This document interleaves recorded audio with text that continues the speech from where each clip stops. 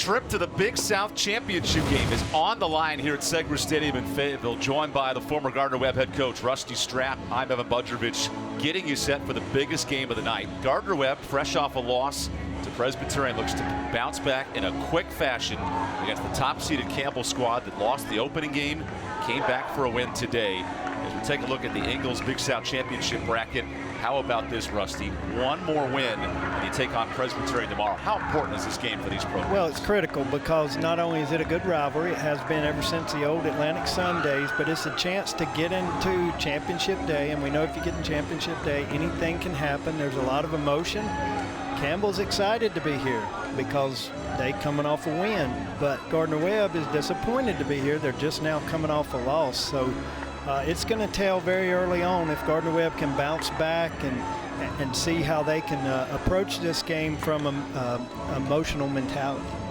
These teams do it in a very similar way. They're both home run heavy offenses. And here's our Sunbelt Reynolds starting attack for Gardner-Webb.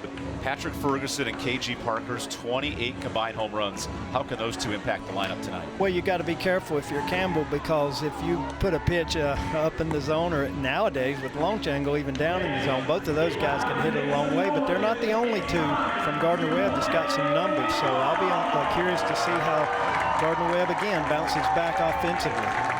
8 upperclassmen for Gardner-Webb. And Rusty, our Ingles keys to this game, you mentioned for the Runnin' Bulldogs, bouncing back with momentum after a tough loss. And for Campbell, they have to hit in situations. They do, and that doesn't just mean getting down bunts. That means hitting the ball in the gap. When you get a guy on first and scoring him from first, there's a lot of things that they're going to need to do to take advantage of the situations given to them. You can't leave guys on base. That's the bottom line. Here's game 3 of the tournament for Campbell, game 3 for Gardner-Webb. And away we go. First pitch misses outside to Mitch McClendon, starting center fielder who leads things off. This is Aaron Runn, the sophomore from Vacaville, California. He entered the rotation in the final month of the season. His last 3 outings, he's allowed just 5 runs versus North Carolina, Winthrop, and High Point. 1-0 pitch pinpoints the zone for a strike with Ken Fitz behind the plate. And Run's a control pitcher. You can see through his numbers, he averages only 1 walk for every 3 strikeouts. And I'll talk about that a little bit later, how important it is, that strikeout to walk ratio. But he's going to throw the ball in the zone. His last 3 outings, 2-1 strikeout to walk. He's controlled the zone as McClendon pops this up to left. Spencer Packard comes in from his position, and there's the first out. And right away, you can see, Evan, that the emotion is on the side of Campbell. I mean, they did the little pregame dance. Gardner-Webb doesn't have anything to dance about, but if they can keep this game close early, you'll kind of forget what's happened earlier in the day. But Campbell doesn't want that to happen. They want to get these 3 outs and get in and try to get some offense going. Earlier today, Campbell's bats finally woke up, a 5-3 victory over USC Upstate to advance to this elimination final. Gardner-Webb, that game was tied in the 9th. They dropped it 9-6 to Presbyterian, who now sits and waits as this pitch misses inside to Eric Jones. And Eric Jones is a 6th-year ball player here for Gardner-Webb, a very high character guy, high academic guy, but also a ball player. And he made the all-conference team. I think he made 2nd team all-conference this year, so he's a fine representative for Gardner-Webb. Aaron Runn's fastball clips for a strike. Is Jones one of 7 on the all-conference team for Gardner-Webb? And during the regular season, 6 matchups between these teams. He went 3 for 10 with 4 runs and an RBI. Very productive week at the plate.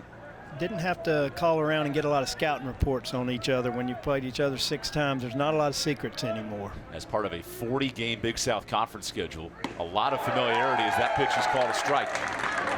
And right away, you can see that Runn has come out and he's pounding the zone. I'm sure his coaches have told him, like, the thing you got to do is minimize free bases. You know, we're going to not walk them. We don't want to hit them. We don't want to give up errors. But Gardner-Webb, for their sake, they want to get guys on base so their big guys can try to run one out of here with this wind. Eric Jones leads Gardner-Webb, a .343 batting average. Now Runn on 1-2. His slider is ripped to left field, and that's a base hit past the glove of Mason De La Cruz. And Eric Jones is going to be one of those guys Gardner-Webb will count on tonight. Playing for 6 years, and that can happen because of COVID and because of a redshirt year injury-wise. they're going to need him to be a leader, and he's not a vocal leader, but just getting that hit right there is his way of sending a message to his team that we're here tonight. We're not cashing this thing in. We're going to fight for this championship that we still believe we can win. It's fascinating how emotion plays itself out tonight. Campbell's riding the Jekyll of the high emotion. Gardner-Webb coming off the disappointment of a loss to Presbyterian. And yet, these teams have 9 clean innings to figure out who is going to the final. How about a bunt attempt here by Patrick Ferguson? That ball's just foul. And it was obvious that that's because of the shift. Campbell's going to put on the shift. Fergie hits a lot of balls, you know, to right and right center, but when you put that big open space down the third base line, he might try to do that. Now, the disadvantage is he's in the hole 0-1. So, and as a coach, do you want your star slugger to try that single or take 3 swings for the fence? Well, we had a guy we were pitching against one time, and he did that 4 times in a row, and I said, you know what, he never hit a double. And he got on 4 times, but we won the game because he never hit a double. Ferguson with 13 home runs, slaps one deep to left field. Packard with the wind at his back, looks up, and that ball is out of here. Of course, that's what Gardner-Webb's looking for, but their big guys making a difference. But again, that takes away some of that emotion from the first game. It's a new game, and I think that's huge for Gardner-Webb to get on the board quick. 14th home run of the season for Patrick Ferguson, and the Running Bulldogs are cooking in the first. And Coach Jester has said that Ferguson's doing a much better job second half of the season going the other way, and that's a lot of credit to Anthony Marks, the hitting coach, who's taught those guys you got to go the other way. We can't just pull all the time. And you can see here, I think he knew it, especially with the wind. I think he knew right away, and we got some emotion. You see the Gardner-Webb bullpen. These guys have come to play for this game. Winner of this game takes on Presbyterian tomorrow. As KG Parkhurst, who has plenty of power himself, is out in front of that breaking ball. And going back to the whole philosophy, the guys were not swinging the bat as well mid-year when Coach Jester and Anthony Marks made that adjustment to try to look to go more the other way, to try to, honestly, to decrease the strikeout. So that's helped them in the second half have a really good record. And these two teams ranked 1st and 3rd in the regular season. The top 2 home run hitting teams, which always makes it fun to watch with the wind blowing out tonight. This might have the makings of a 10-9 type of game. Yeah, you're not going to have a 2-0 game. I can tell you that. It's not going to end that way. Aaron Run gives up the home run. Now works to KG Parkhurst.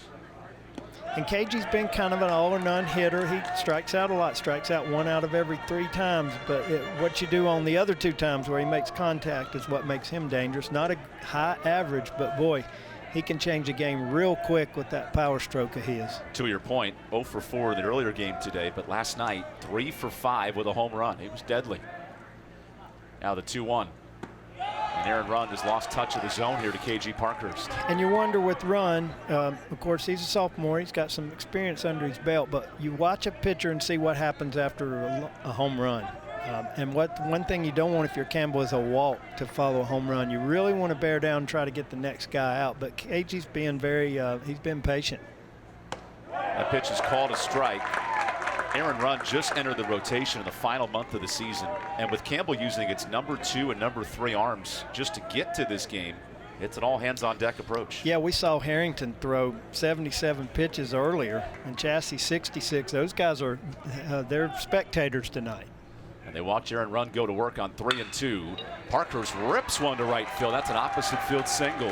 3 hits for Gardner-Webb in the inning. And I think we're seeing what Coach Chester talked about earlier this week with the opposite field. That ball was middle away, and KG, instead of trying to turn on it, just took his base hit to right field and kept the inning going here with 1 out. And so what you're seeing now is an approach.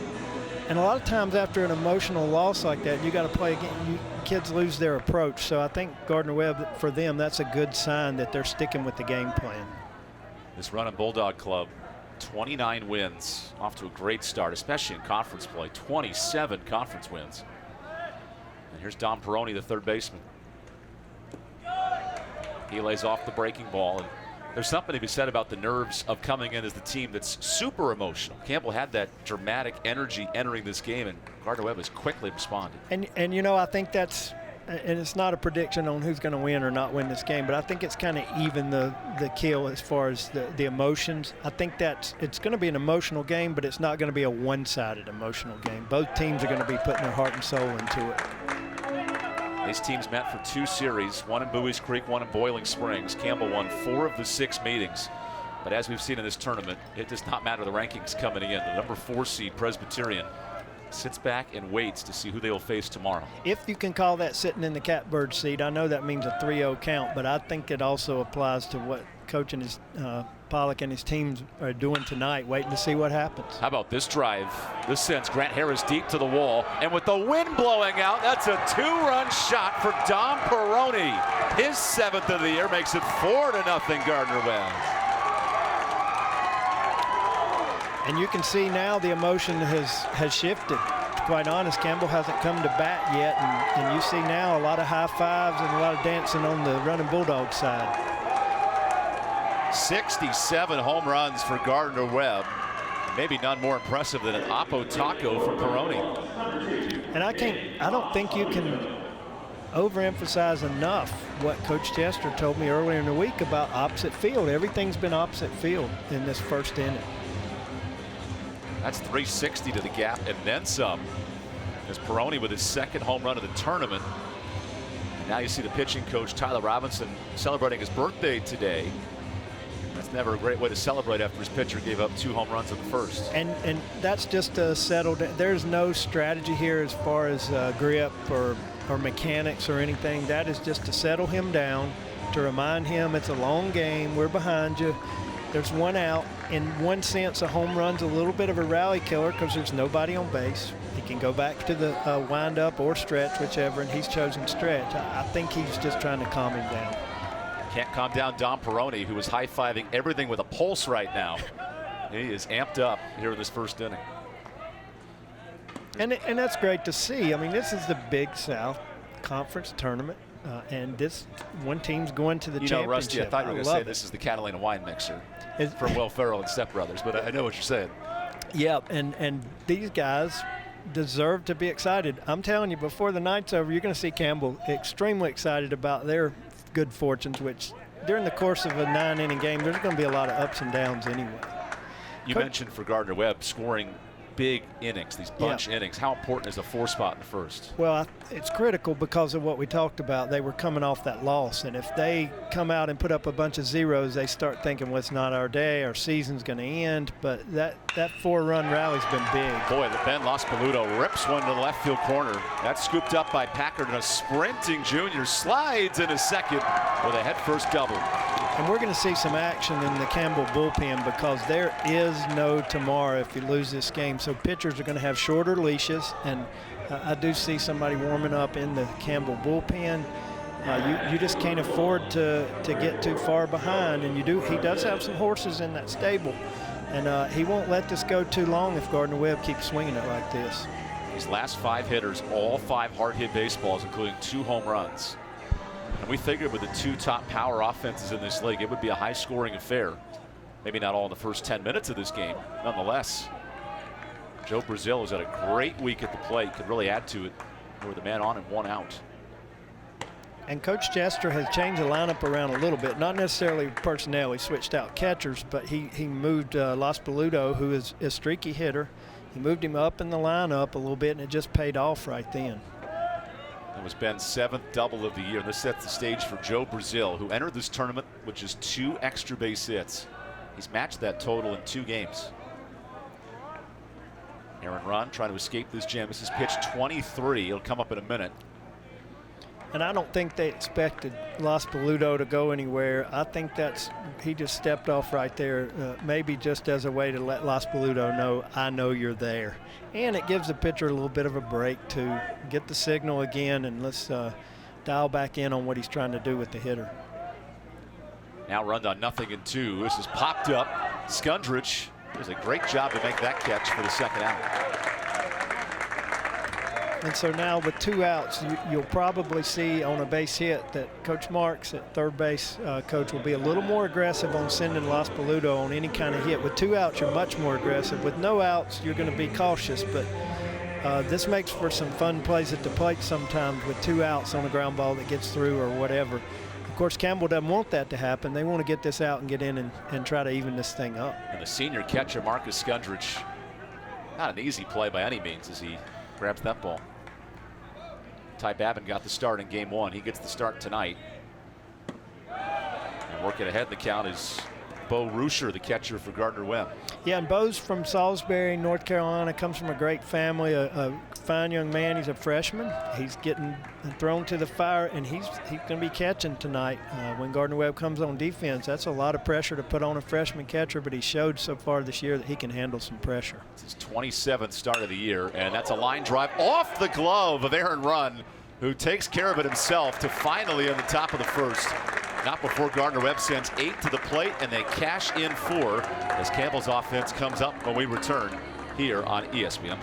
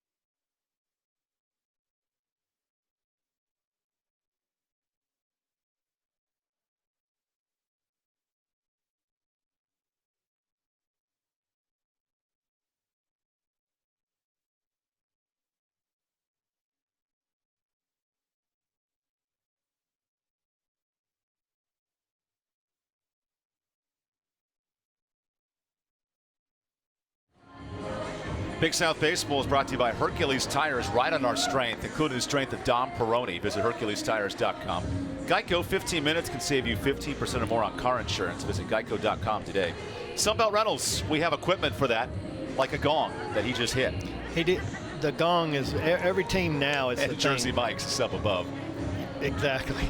So every team has something now when they get to second base on a double, and now they pop something or do whatever when they hit a home run. It's just part of college baseball, and I think makes it great. I mean, I know there's some baseball purists that don't like all the celebrating and showboating, but we got to keep this thing exciting, especially at the college level. The kids, as long as it's ethical and as long as it's in good taste, I really like to see that excitement. Here with the longtime head coach Rusty Strapp, Evan Budrovich here in the bottom of the first, and Gardner-Webb's bats have come to play in this first inning. So now the running Bulldogs make a little bit of a change in the rotation.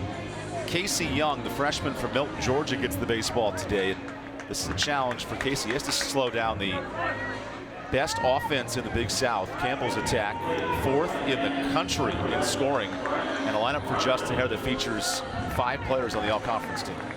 And we've got a freshman battery for Gardner-Webb that's facing one of the top lineups in the Southeast, and that's Campbell. So it'll be interesting to see how this freshman pitcher and a freshman catcher work well together and see if they can get this Campbell lineup out, which is dangerous.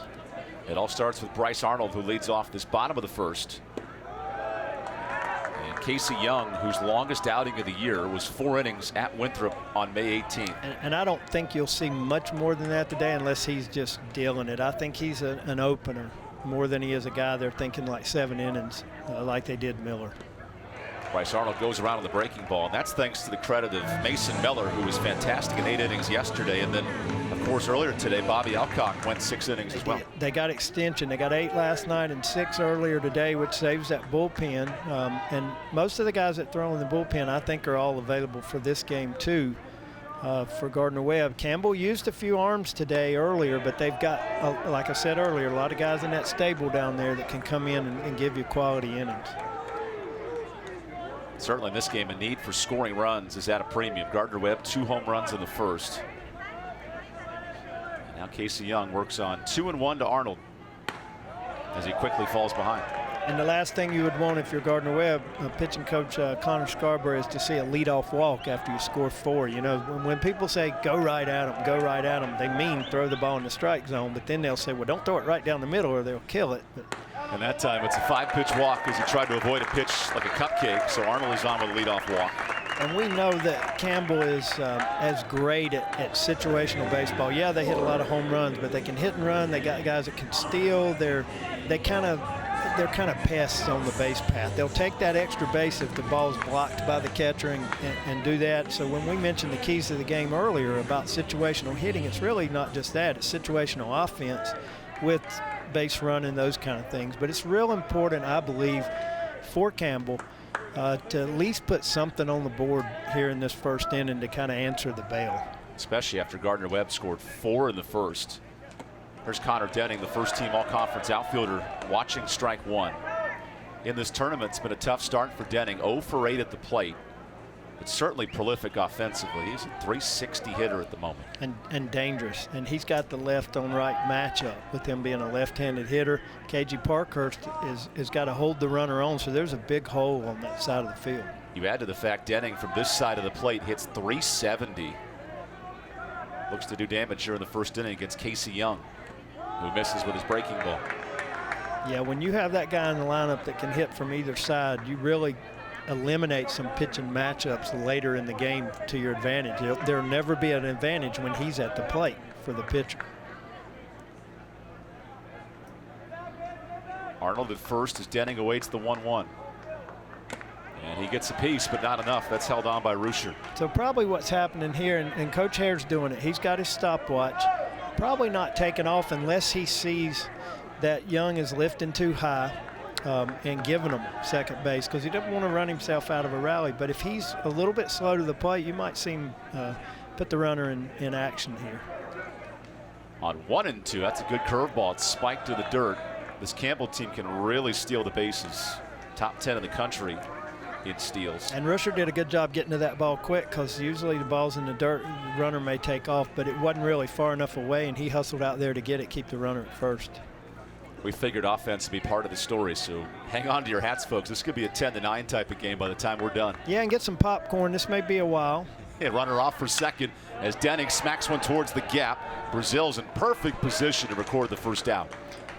And I don't think that was a hit and run. I don't think that was. I think he just took off, and it was up to Denning to swing if he liked it, because it was a good pitch to hit, and he hit it pretty hard. I don't think that was a hit and run, down 4-0 in the first. But what we did see is an aggressive swing, a line drive. Yes, Gardner-Webb got the out, but I think right away Campbell feels good about 2 quality bats. And I tell you what, Rusty, the ball is coming off the bat very hard in this game. Coach Chester's coming out to question something, and you know, under the rules now, he can only come to the line, and the umpires are required to address whatever he's asking. And I'm not sure exactly what that might be about. I don't see anybody from Gardner-Webb, one of his players, pointing or reacting on anything. The first thing that comes to mind is whether Arnold, when he touched second, how he properly turned back to first. And it could be. He would have to have crossed it, headed toward third, and then not retraced his step for there to be an issue. By retouching second, right? By retouching. I didn't see that happen, but it's certainly worth an ask. Each coach is up to 2 challenges before the first 7 innings. Then umpires can initiate a challenge. Also, all scoring plays are reviewable here in the Big South tournament. Which I think the umpires back in my day and continue to do after that 7th inning, they want to get the call right. And I've been really impressed of how they're willing to go check themselves for some accountability, because they want the best team to win too. They don't want to be the reason that a team wins or loses this game. Here's the player of the year in the conference, Zach Neto, hitting in the first inning. And he rips one through the 5-6 hole. That's a base hit for Neto, his 3rd hit of the tournament. And just a tough out. I mean, there's a reason that he's hit .412, player of the year, freshman of the year, one of the best freshmen in the nation, and batting 3rd in a powerful lineup.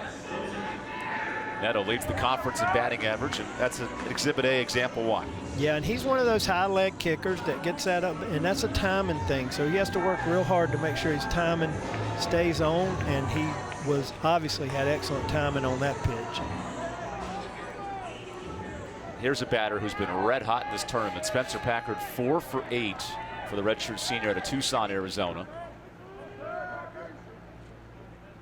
That pitch nearly hits him, and I think it actually does off the back legs. The bases are loaded. Yeah, it got him. And Campbell's always among the national leaders in hit by pitch. They stay in there on the ball.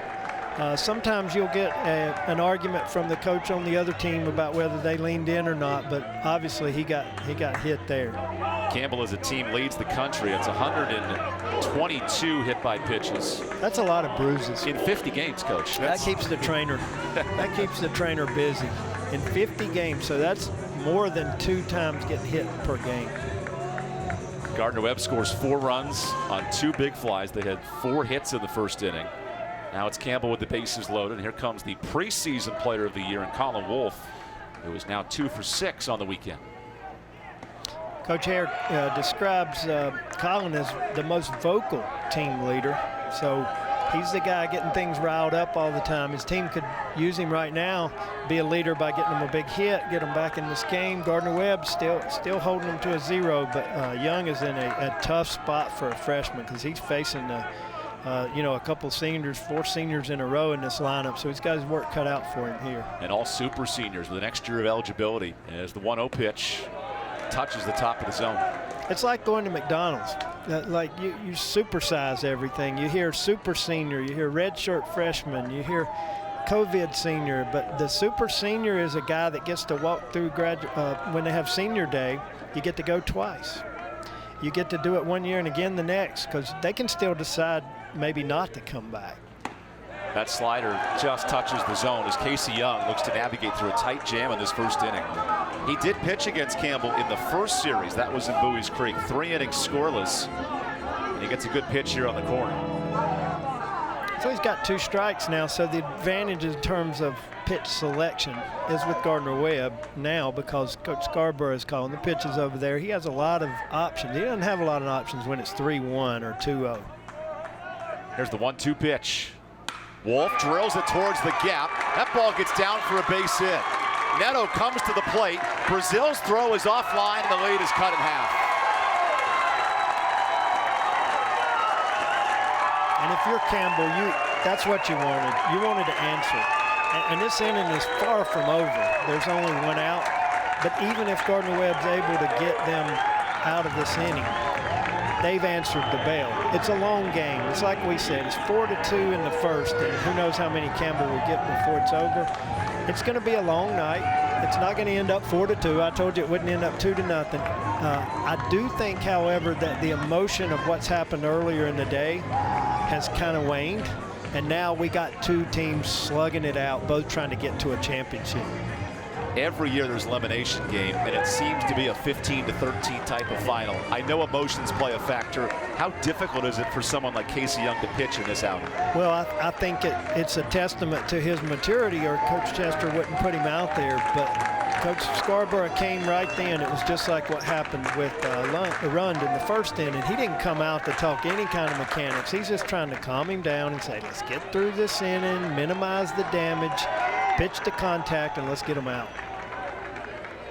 Now Casey Young must face the 2nd leading home run hitter in the conference, Matt Christian, who drilled one 420 feet this afternoon. That was his 16th home run of the year. Now he watches a breaking ball. And Coach Hare describes Christian as his team leader. Now, Wolfe is the guy that's more vocal, but this is the guy that kind of the buck stops here. He doesn't say a whole lot, but when he does, everybody listens and he leads by example. He believes in this young man very much. Now the 1-0 pitch.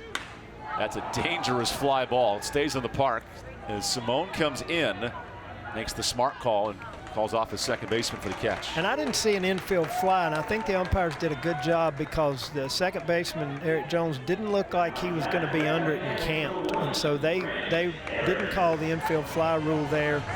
And I think that's a good call. We got a great crew. I mean, you're getting an all-star crew of umpires here. These guys are out there hustling and doing their best to make sure that, again, that this championship is decided by the kids, not by them. Kevin Fitz leads the crew with David Pritchett, Will Presswood, and Joe Blumenbauer.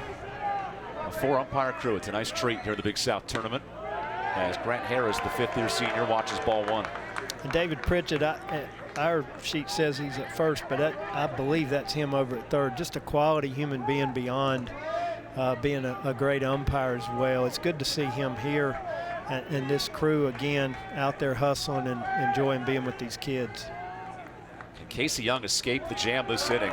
He's allowed 2 runs in. And this would be a huge nugget for Gardner-Webb if they can keep this a 4-2 game. It would be, and he's, again, I said he's not going to be out there all that long. I would be surprised if he was more than 3 or 4 innings. But if he can get through this inning, he'll trot back out there for the second if he can get out of this thing with only 2 runs. Harris smacks one towards the gap, and that ball is down for a base hit. Colin Wolfe is sprinting like a bat out of hell, searching to tie this game, and the RBI double knocks us at 4.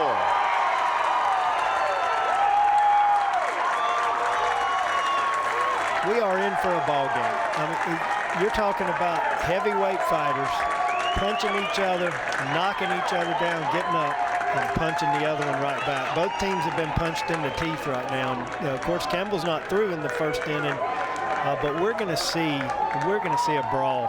And Coach is going to the pen.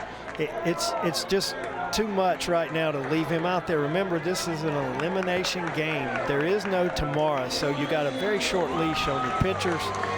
Young did not pitch poorly, but Campbell just, when he threw the ball in the zone, they hit it hard. Matchup of the 2 coaches of the year in the Big South. And how about that hit by Grant Harris to clear the bases? That ball just kept going to that gap, and he showed a lot of strength there. Obviously, both teams have great weight programs, strength and conditioning programs, and it shows when they barrel that ball how hard it comes off. It's a new day in baseball in the last 15, 20 years with weightlifting and strength training being a part of it more than ever.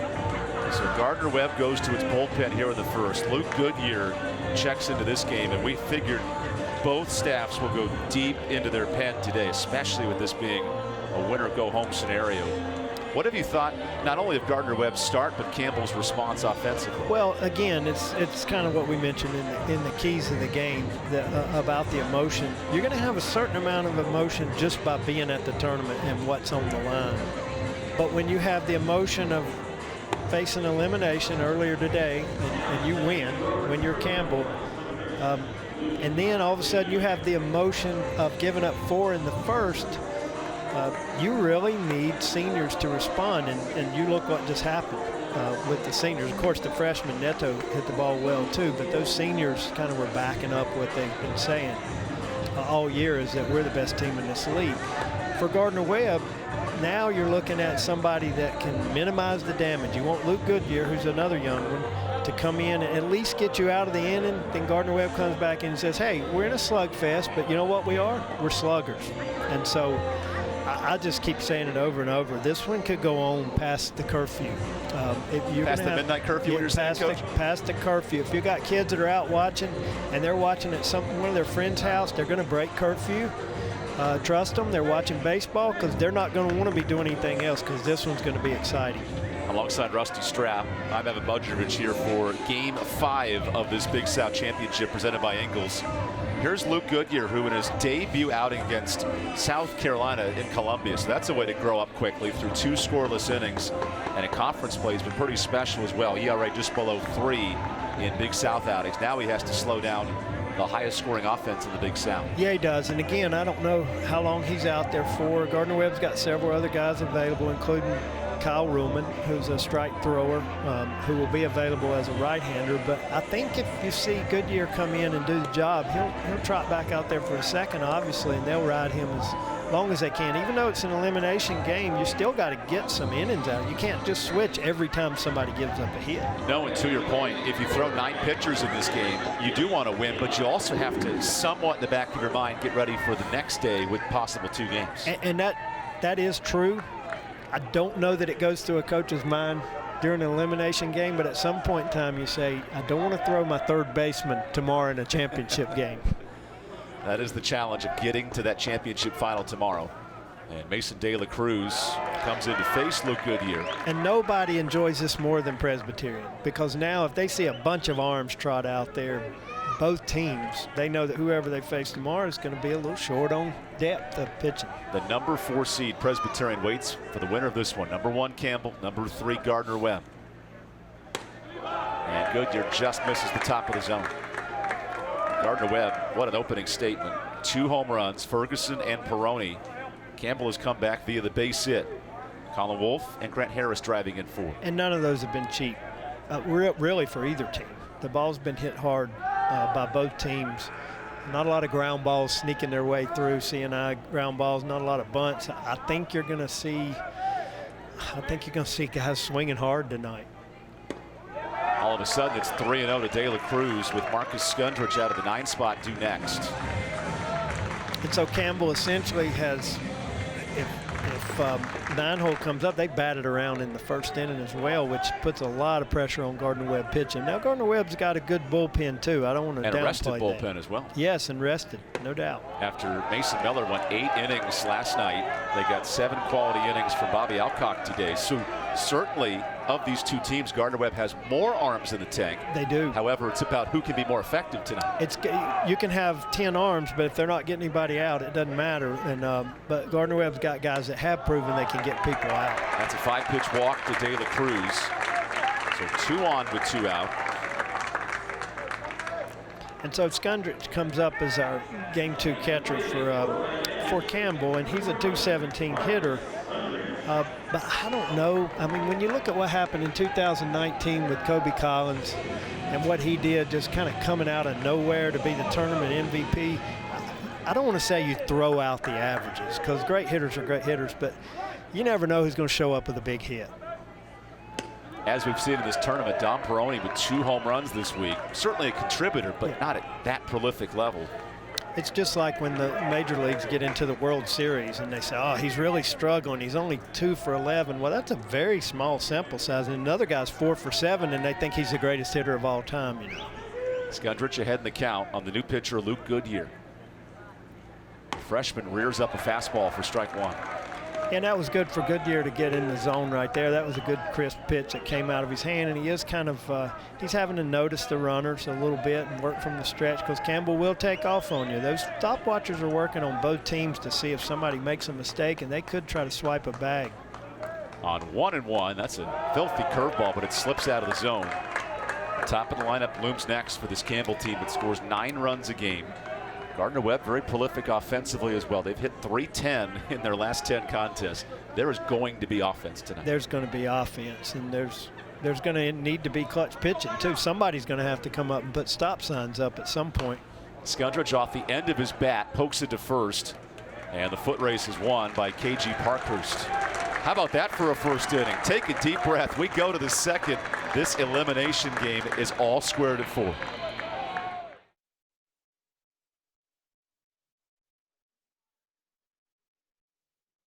After battling through a spring season fraught with upsets, injuries, triumphs, and tragedies, we have arrived. Every crack of the bat, every diving grab, every blistering fastball has led to this moment. Now is the time to discover who will take their game to the next level and emerge victorious. Now is the time to bring the title home. The Ingalls Big South Baseball Championship.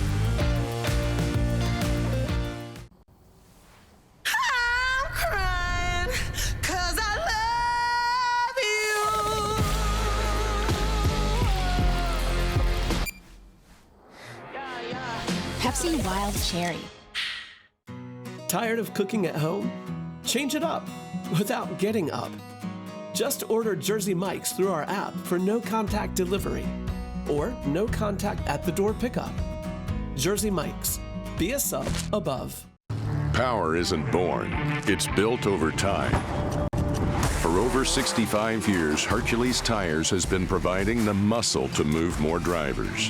Whatever the vehicle, whatever the terrain, and we back it with a powerful protection plan.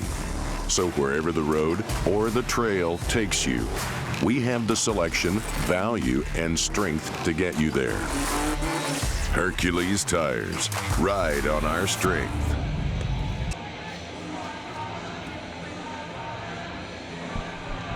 And now Pepsi present what fans like, because Pepsi knows what fans like, and they like offense tonight.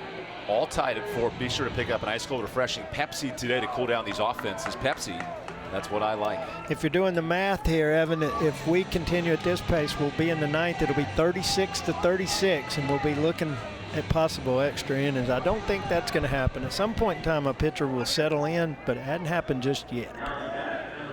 I know back in 2017 there was a tournament game with 36 combined runs that stands out all time. I have to look up the record books of the Big South Conference, but this game might be up to it so far. It might push that at some point in time.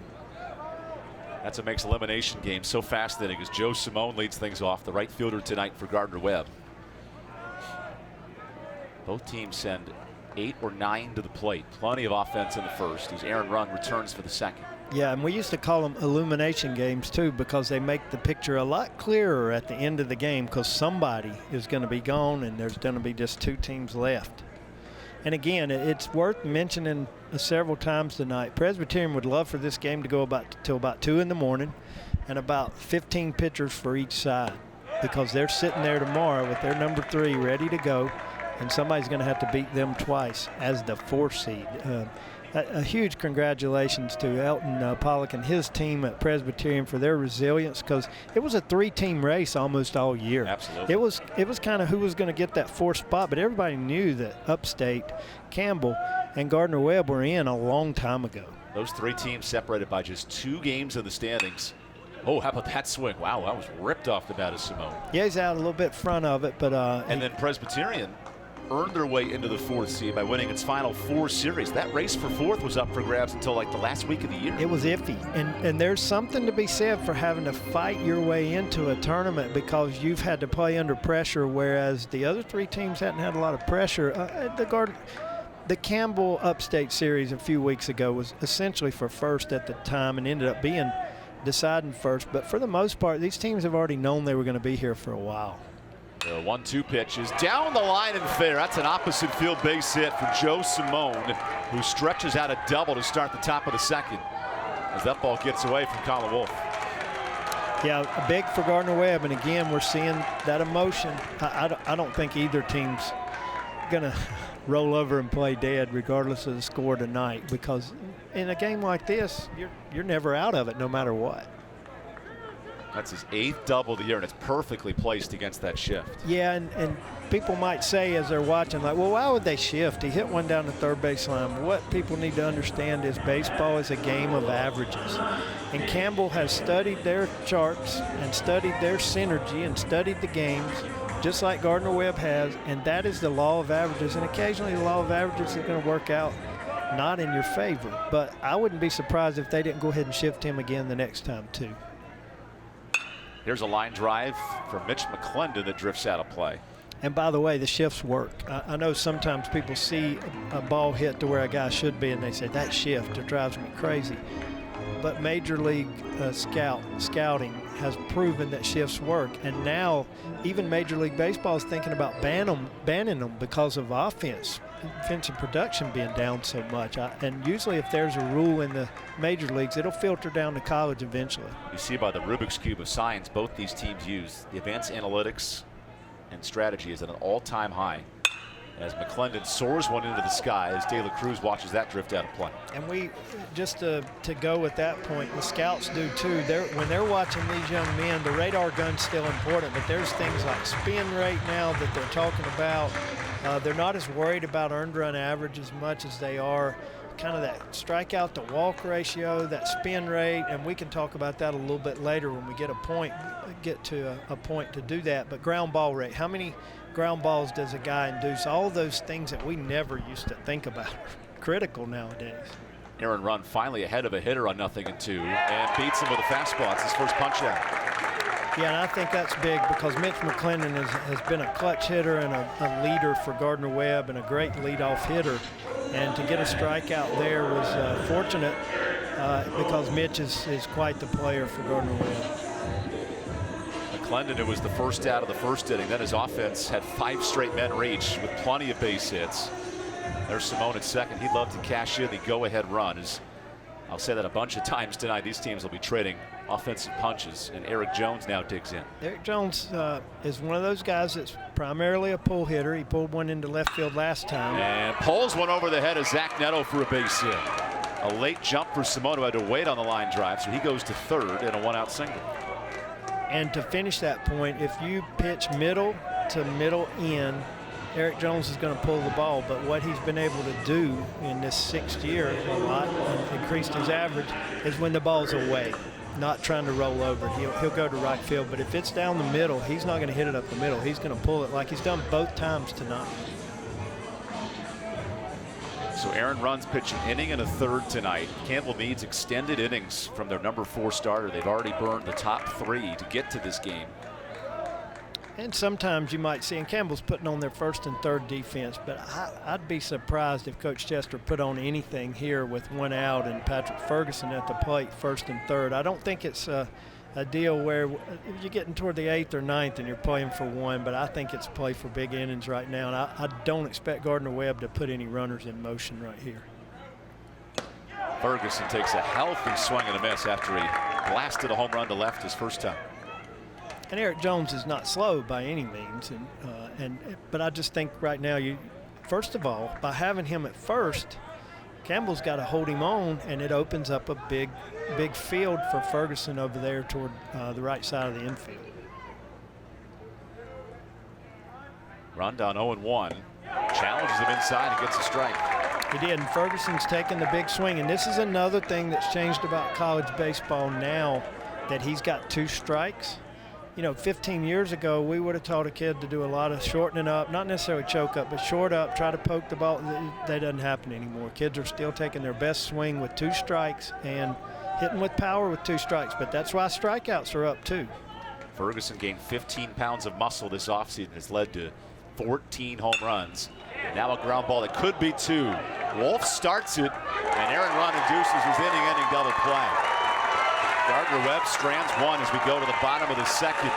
Let's see how this slugfest continues when we return on ESPN+.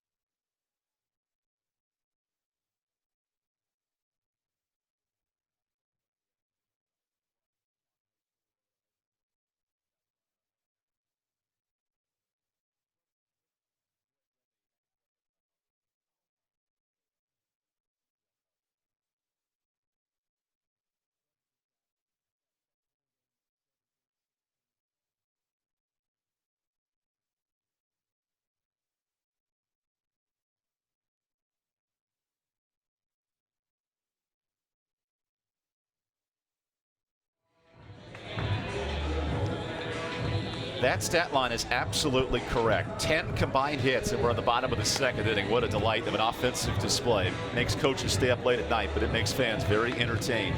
And it makes for long pitch counts too for pitchers, but actually Run is at 35 now. He's kind of got that, he's got that down to a respectable amount. He may be able to give him 4 or 5 if he can stay settled in. Ingles in the Big South. Thank you, the fans, for watching this year's Ingles Big South Championship. Here's what's on the line. Campbell with a win, or Gardner-Webb, or wins this game, takes on Presbyterian tomorrow. They must beat Presbyterian twice to take home the Big South Championship. So we call that last game, if it happens, the if game, because if Presbyterian wins that game at noon, then they are your Big South champions. But if they don't win that game, we got another one to do, which would be very interesting on pitching when we get to that point. Especially with these teams already playing 3 games just to get to this point. Presbyterians, that 2-0 start, the perfect position you want to be in. Campbell bat around in the 1st, so Bryce Arnold leads off the 2nd, and he watches strike 1. So Justin Hare went to sleep last night knowing that in order to be Big South champions, they're going to have to win 4 games, and they were going to have to win 2 today and 2 tomorrow, but they've played really well in doubleheaders throughout the year, so I don't think he lost sleep over that. There's a hard ground ball to Ben Laspaluto, who collects his feet and makes the throw. To your point, Campbell in doubleheaders this year, that was very common in the weekend series. Yes. They played 9 of them, so 18 games. And Campbell in those matchups went 16-2. It also, by playing those doubleheaders, it increased the number of innings you could get for guys down the line, because in a 3-game series that's Friday, Saturday, Sunday, you can throw a guy on Friday and bring him back on Sunday in relief, but not if it's Saturday. So they had to use a lot of pitchers, which probably bodes well for them now in the tournament. Connor Denning goes after the first pitch as that ball's out of play. It's the longest conference schedule in history, and this is all COVID related, playing 40 conference games. Now, there was some weekends that got banged because of COVID early in the season. Campbell didn't quite play all the 40, but you're talking about teams who really got to know each other during the regular season. And the Big South had some great success outside of the conference this year too.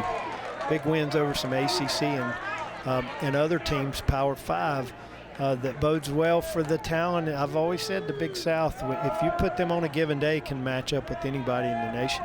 And to your point, Rusty, 3 top 100 RPI clubs entering this tournament. That's not very common in Big South. It's nice to see. Especially since there's not 2 teams in the league named Coastal Carolina or Liberty, who used to have the top 40 or top 50 RPIs, and they're no longer here. And when Coastal and Liberty, Coastal last year was 16, Liberty's was 18, I think.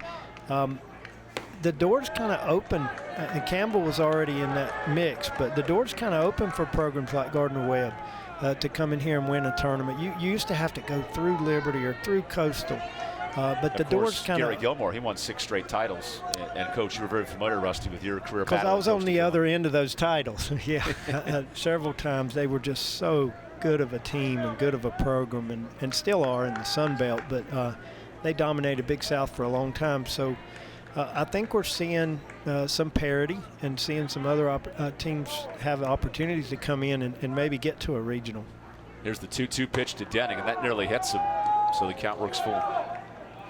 Yeah, and I think, again, back to that point, the Big South has been in the past as many as 3 bids.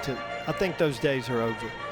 I think it's 2 at the most, and I think with Upstate losing 2 straight, unfortunately, they're out of the mix to get another one in for the Big South. But Campbell, with a win tonight and maybe 1 win tomorrow in the first game, would still be in consideration. Connor Denning flicks his wrist, and that ball is just foul. You mentioned the RPI, and that's always a huge importance for a non-conference bid. Campbell is at 38 currently.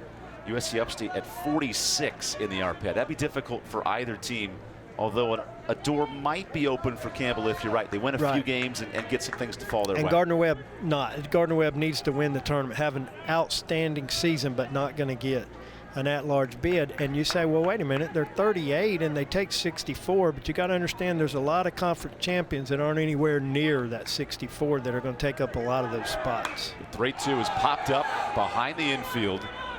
There's Rusher. He can't find it, and the ball drops foul. The bright lights of a minor league stadium, that took advantage of Rusher that time. Yeah, and I don't know that that's a freshman mistake. I think that could have happened to anybody, because he did get his mask off like he was supposed to. He just lost it in the lights. And if he's playing at home in Bowling Springs, North Carolina, he catches that ball. But we're in an unfamiliar venue. He's never been here before this weekend, and those kind of things can happen. What's key now is what Campbell does with it. If he ends up getting on base, then that mistake could be costly. This is pitch 9 of the at-bat to Connor Denning, and it works into a walk.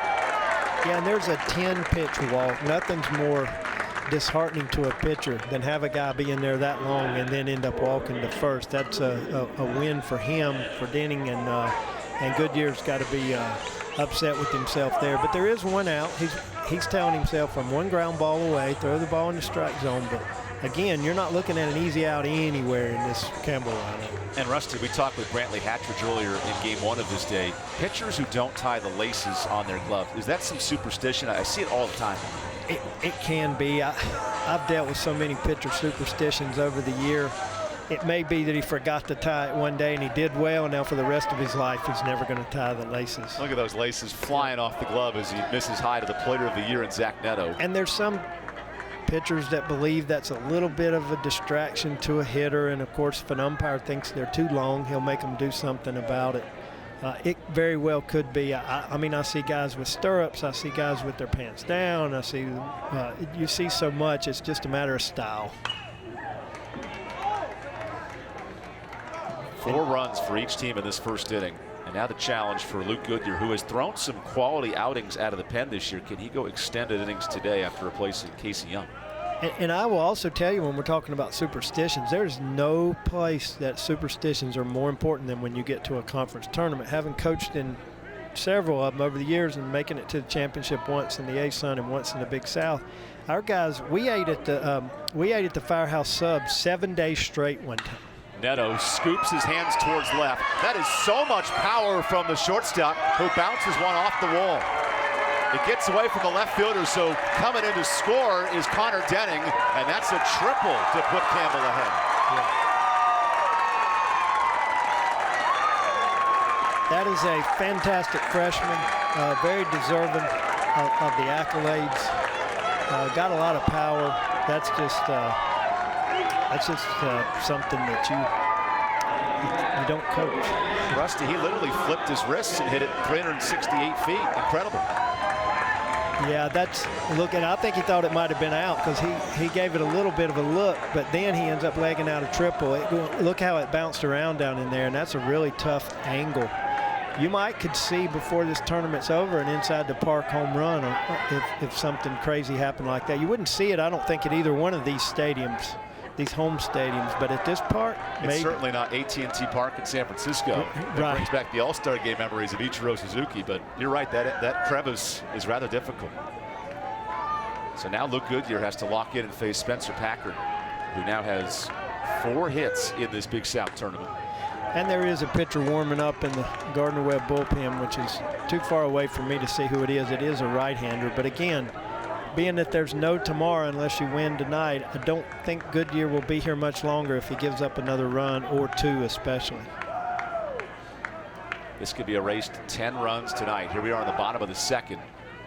And it's 3-0 to Spencer Packard. And in case people are wondering, and correct me if I'm wrong, Evan, but there is no 10-run rule in the tournament like there is in the regular season after 7 innings. That was because of all those double headers. But in the tournament, you play till to that last out. What a ball game. 5-4 in the second. As Luke Goodyear misses high in the zone, and Spencer Packard is on for the second time.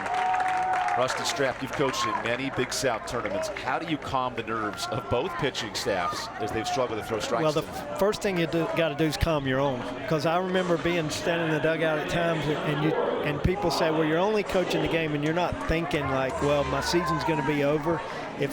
You're thinking that every pitch. I mean, you can't help but be thinking like, if we don't do something, this is it. We're going to be turning in the equipment. So you calm yourself first and say, okay, I don't want to panic here, but I can't mess around and let a kid go too long. We're going to see a change here because Coach Chester typically only comes out for those pitching changes. For the pitching changes, maybe late in the game, 8th and 9th inning, if there's a couple guys on and they're trying to put on a bunt coverage or a special defense. But this early in the game, that's a pitching change. Jim Chester, the co-Big South Coach of the Year, along with Justin Hare, which makes this game even more fascinating. And warming up in the Gardner-Webb bullpen. And I don't think I'd ever heard, at least in the Big South, of a co-coach of the year. And I guess the way the votes go, that could happen. And how about this, Rusty? Each coach received 5 first-place votes. It was a dead tie in the voting process. It's incredible. And now Gardner-Webb goes to the bullpen. Corey Treyas comes in, the senior, and this is a big spot against the Campbell offense that's found its rhythm. Luke Goodyear, despite the tough box score, I think he did a quality job, and now it's up to the rest of the bullpen here in the second.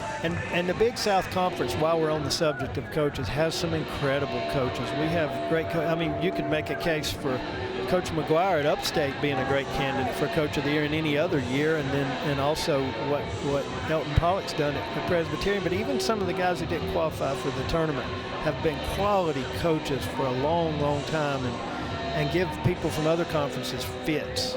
You just don't, you might beat a Big South team, but rarely do you ever see one out coached. I was privileged and honored to be a part of that group of men and still call a lot of those guys friends, but I can tell you that just because somebody's at a bigger school, at a Power 5 school, doesn't mean they're a smarter or better coach. There could be a lot of reasons that occurs. You see Justin Hare talking to his offense right now. While we have a moment here, let's go through the all-conference teams. Here's some of the standouts, of course. The Player of the Year, Zach Neto. Jordan Marks, who was 10-1 until Gardner-Webb roughed him up last night. The Pitcher of the Year in the conference. A lot of talent in this league that's not on that list is Upstate, 7 players in the all-conference team. Gardner-Webb, 7 players. Campbell with 10 players, and Presbyterian had just 3, but here they are in a championship final tomorrow. Well, and You know, sometimes that can go both ways. I've seen kids who, and I would almost say that for the matchup last night, just from experience, that Miller had the advantage by not being the pitcher of the year. There's a lot, and I'm not saying that Mark's put extra pressure on himself, but when you're voted the conference pitcher of the year, there can't help but to be an expectation of you're not allowed to fail. And that can affect you mentally. And I'm not saying it did last night, but I believe it gave Miller a little extra charge. This Campbell dugout is fired up.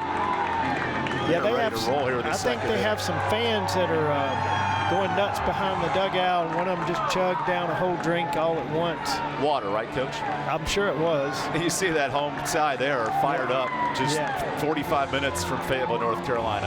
And a cowboy hat. How about that? Yeah, and in our day, if I would have been in the dugout and turned and acknowledged anybody in the stands, we'd have got pulled from the game. Now it's like party on, baby. Let's have a good time and enjoy the Big South tournament. And Gardner-Webb fans have showed up well, too, and they've been vocal, and they're looking for something to cheer about, too, and give their team some energy as well. Great to see a crowd on hand here at Segra Stadium, home of the Fayetteville Woodpeckers.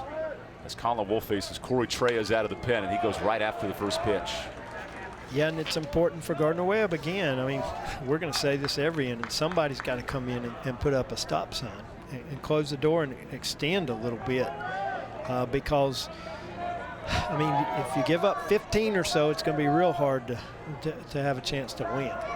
Corey's a senior from West Covina, California, taking on Colin Wolf from Puyallup, Washington.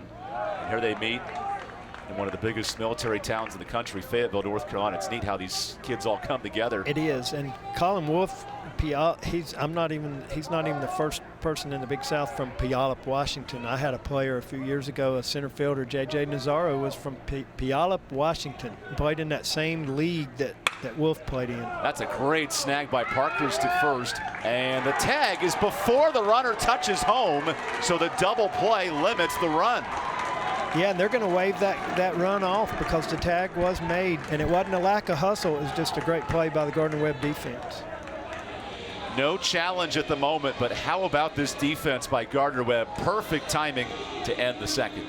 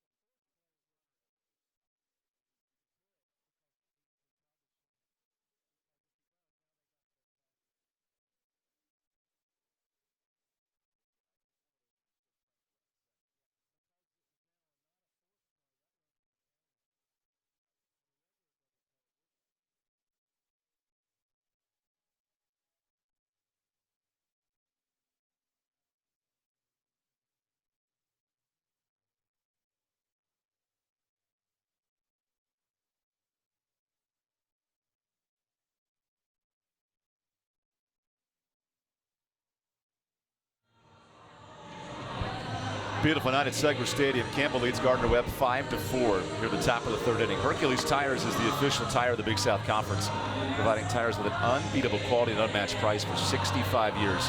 Hercules Tires, right on our strength. What a moment for Gardner-Webb defensively. They save a run here with this double play. And let's see if the run crossed home plate before. Now there's no longer a force. It's a tag play, but we see that the runner has not crossed home. Now, in his defense, he's thinking, I'm going to score easy if they don't get a double play. But what happened is the force was taken off, and his run could have counted if he could have crossed before Los Boludo made the tag, and maybe the runner going from first could stop and getting a run down and give them that run. So instead, it remains a 5-4 ball game as KG Parkhurst leads off the inning and is almost hit by this breaking ball. And with all due respect to the Campbell base runners, that's a whole lot to be thinking about in one play. So there's nobody really to blame there. It's just a great play by the Gardner-Webb defense. And Rusty, how much of that play has to do with the line drive almost being caught, where you freeze and try to avoid getting doubled up? And that could very well be one of the reasons why he didn't get to home plate before that tag at second. It's a game of inches. When people say that, they don't realize that sometimes it is a game of inches. And there's an example right there. That's a big play for Gardner-Webb, because 5-4 is a whole lot different than if they give up a couple more there, and it's 7-4, and Gardner-Webb's already on their third pitcher. This could get long, but it's 5-4, and it's very manageable for Gardner-Webb. Run back to it on 1-1, and Parker shoots one into the sky. The ballpark finally keeps the ball in right field as that ball was ripped in the air. Grant Harris makes the catch. Yeah, and another example of Parkhurst taking the outside pitch and trying to go to right field. He's had a couple really nice home runs throughout the year that went over the right field fence. So he's a guy that sprays it around all over the place. But Campbell's glad that he made an out in this case. So instead, Aaron Rund is now retired 3 in a row thanks to a double play behind him. He has to face Dom Peroni, who blasted a home run back in the first. It was his 7th home run of the year. And this Gardner-Webb offense, they can match Campbell swing for swing. It's fun. It is a lot of fun for a college baseball fan. Now, I realize it may not be fun if you're a fan of pitching, and if your son's one of the pitchers on the staff. But if you're a fan of college baseball, this is the thing. This is the game to be watching tonight. And I know we got a lot of Running Bulldog fans watching, a lot of Camel fans watching, and a lot of program pride at stake too. 2 dives, and no one can stop that line drive off the bat at Dom Peroni, who has had himself a fantastic week at the plate. Yeah, and you know you're doing well. That's a hard ground ball, but if it's hit right at shortstop, he's out. But when it's going your way, it's going your way. And C&I, he hit it hard. It's a base hit, but again, when things are going your way, those seem to make it to the outfield. Dom Peroni is now 6 for 10 in this Big South tournament. He entered the week hitting .250 and a fantastic last 2 days at the plate. I tell you, that vote for tournament MVP is still up for grabs. Zacchaeus Raspberry clearly is in the running. Peroni and others are making a name for themselves tonight.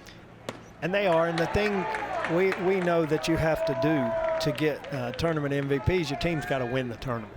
And so these kids are not the least bit, we are. We're thinking about those kind of things. They're thinking about championships, but when that championship's over, the player that is named the tournament MVP will have something, a memory for the rest of their life.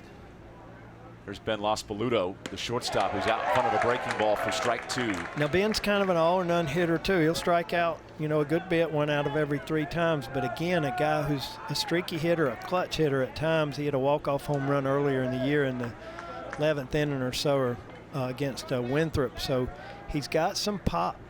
He does swing and miss, but he gets his 3 swings, and if one of them connects, he's going to hit the ball pretty hard. Aaron Rund searches for a scoreless inning. That's been a tough task for any pitcher tonight. And Lospoluto shoots one into right field. Harris cuts it off quickly, so station to station, now 1st and 2nd.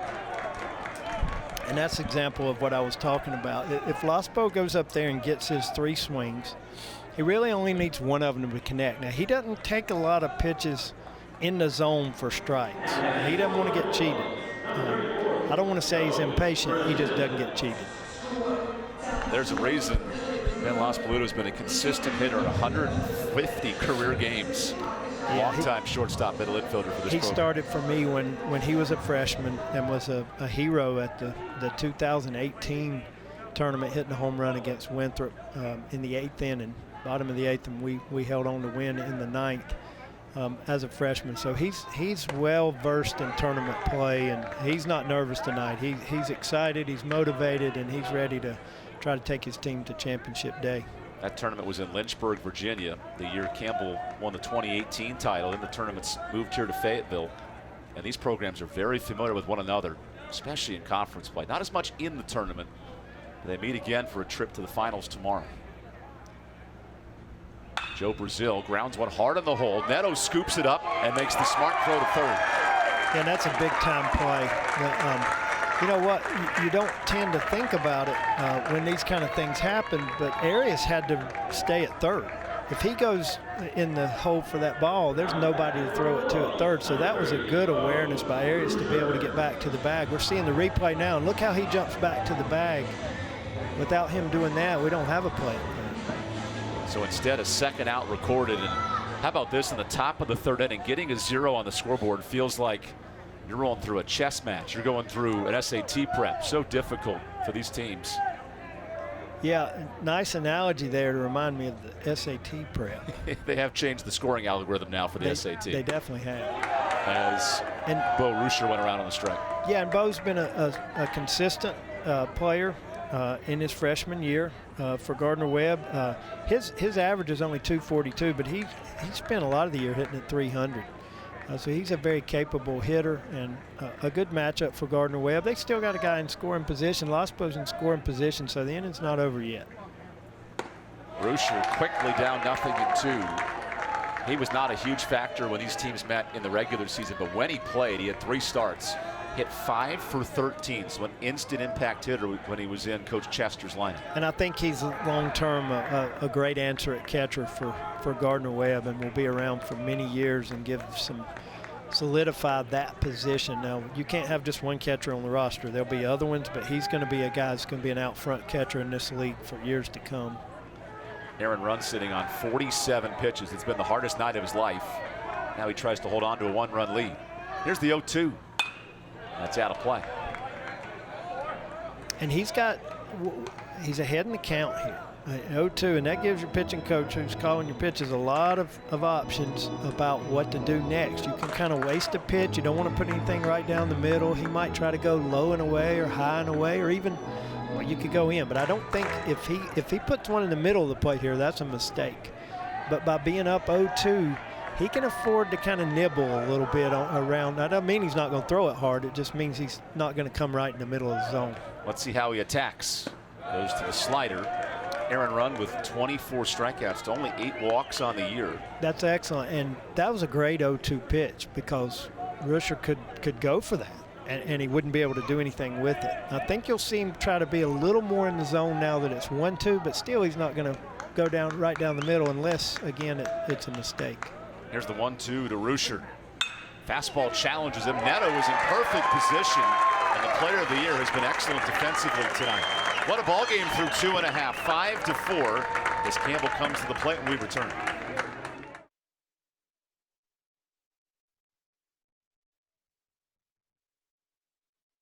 Power isn't born, it's built over time.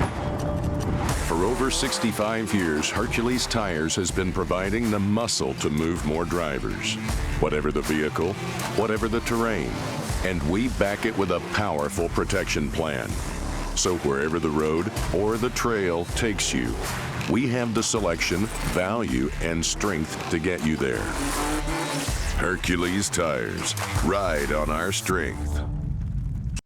Did you know that Geico's whole 15 minutes thing, that came from me? Really? My first idea was, in 1/4 of an hour, your savings will tower over you, figuratively speaking. But that's not catchy, is it? It's not going to swim about in your brain. So I thought, what about 15 minutes, 15%? Serendipity. Geico. 15 minutes could save you 15% or more on car insurance. Here comes the pitch. Oh, strike 1. Yes. Oh, strike 2. Yeah. Yeah, baby. Oh, strike 4. Yes. Striking out can be pretty exciting when you're striking out hunger.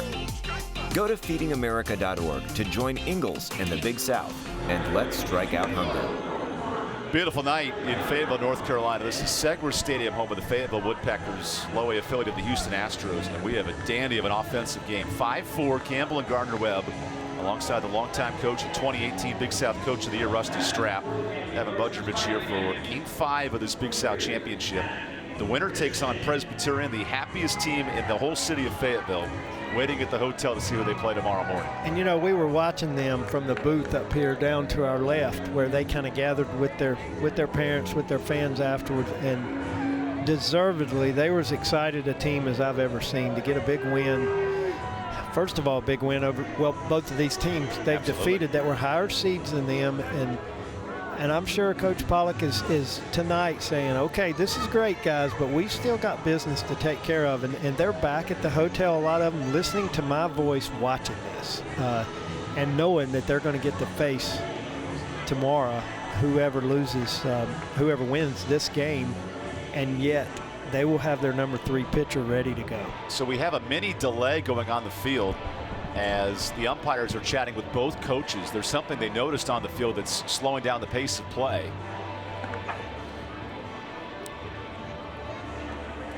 Yeah, I did not see anything initially that would cause it, as the coaches are pointing out towards sort of the outfield area. Right field. Coach Hare's talking to Gardner Webb third baseman about it, and they're an open gate possibly in the corner? Possibly, and I'm hoping it's a squirrel. Yeah, and now if that squirrel came running across the outfield, then we would have some excitement. But I don't see where they're pointing. I see that's one little kid moving around out there, but I don't think he has anything to do with it. They're trying to fix a gate in the right field corner, but nothing seems to be open. And now there's a spot. Maybe we can zoom in behind second base there, a possible sprinkler or something. Is that where they are? Okay, so they're gathered where they think it is, right behind second base. The sprinkler heads popped up. Well, yeah, they're doing something with their foot.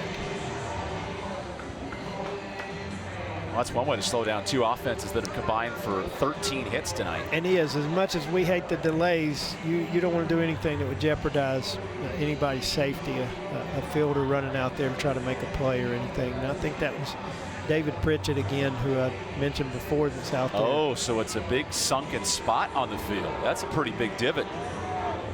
A possible sprinkler that's collapsed into the turf. And we got a sinkhole.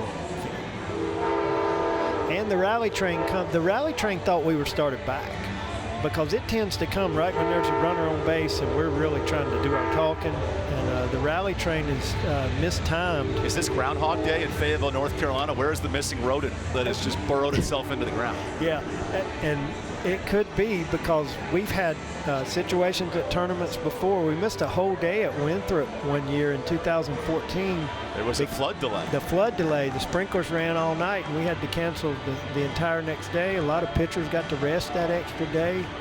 A lot of athletic directors saw that their team spend a lot more money at the hotel and meals that they could have saved, but we skipped an entire day that year. We'll sort this out in just a minute. When we come back, more baseball here on the Big South Championships.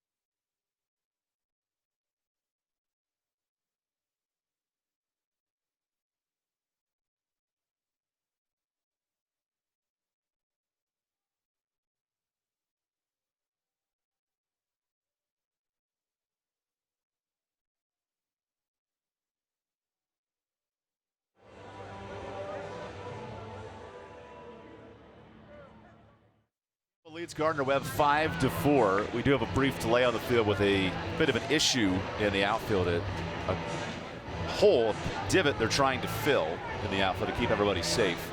So let's update you on the championship bracket, because this is what's at stake tonight in the Ingles Big South Championship.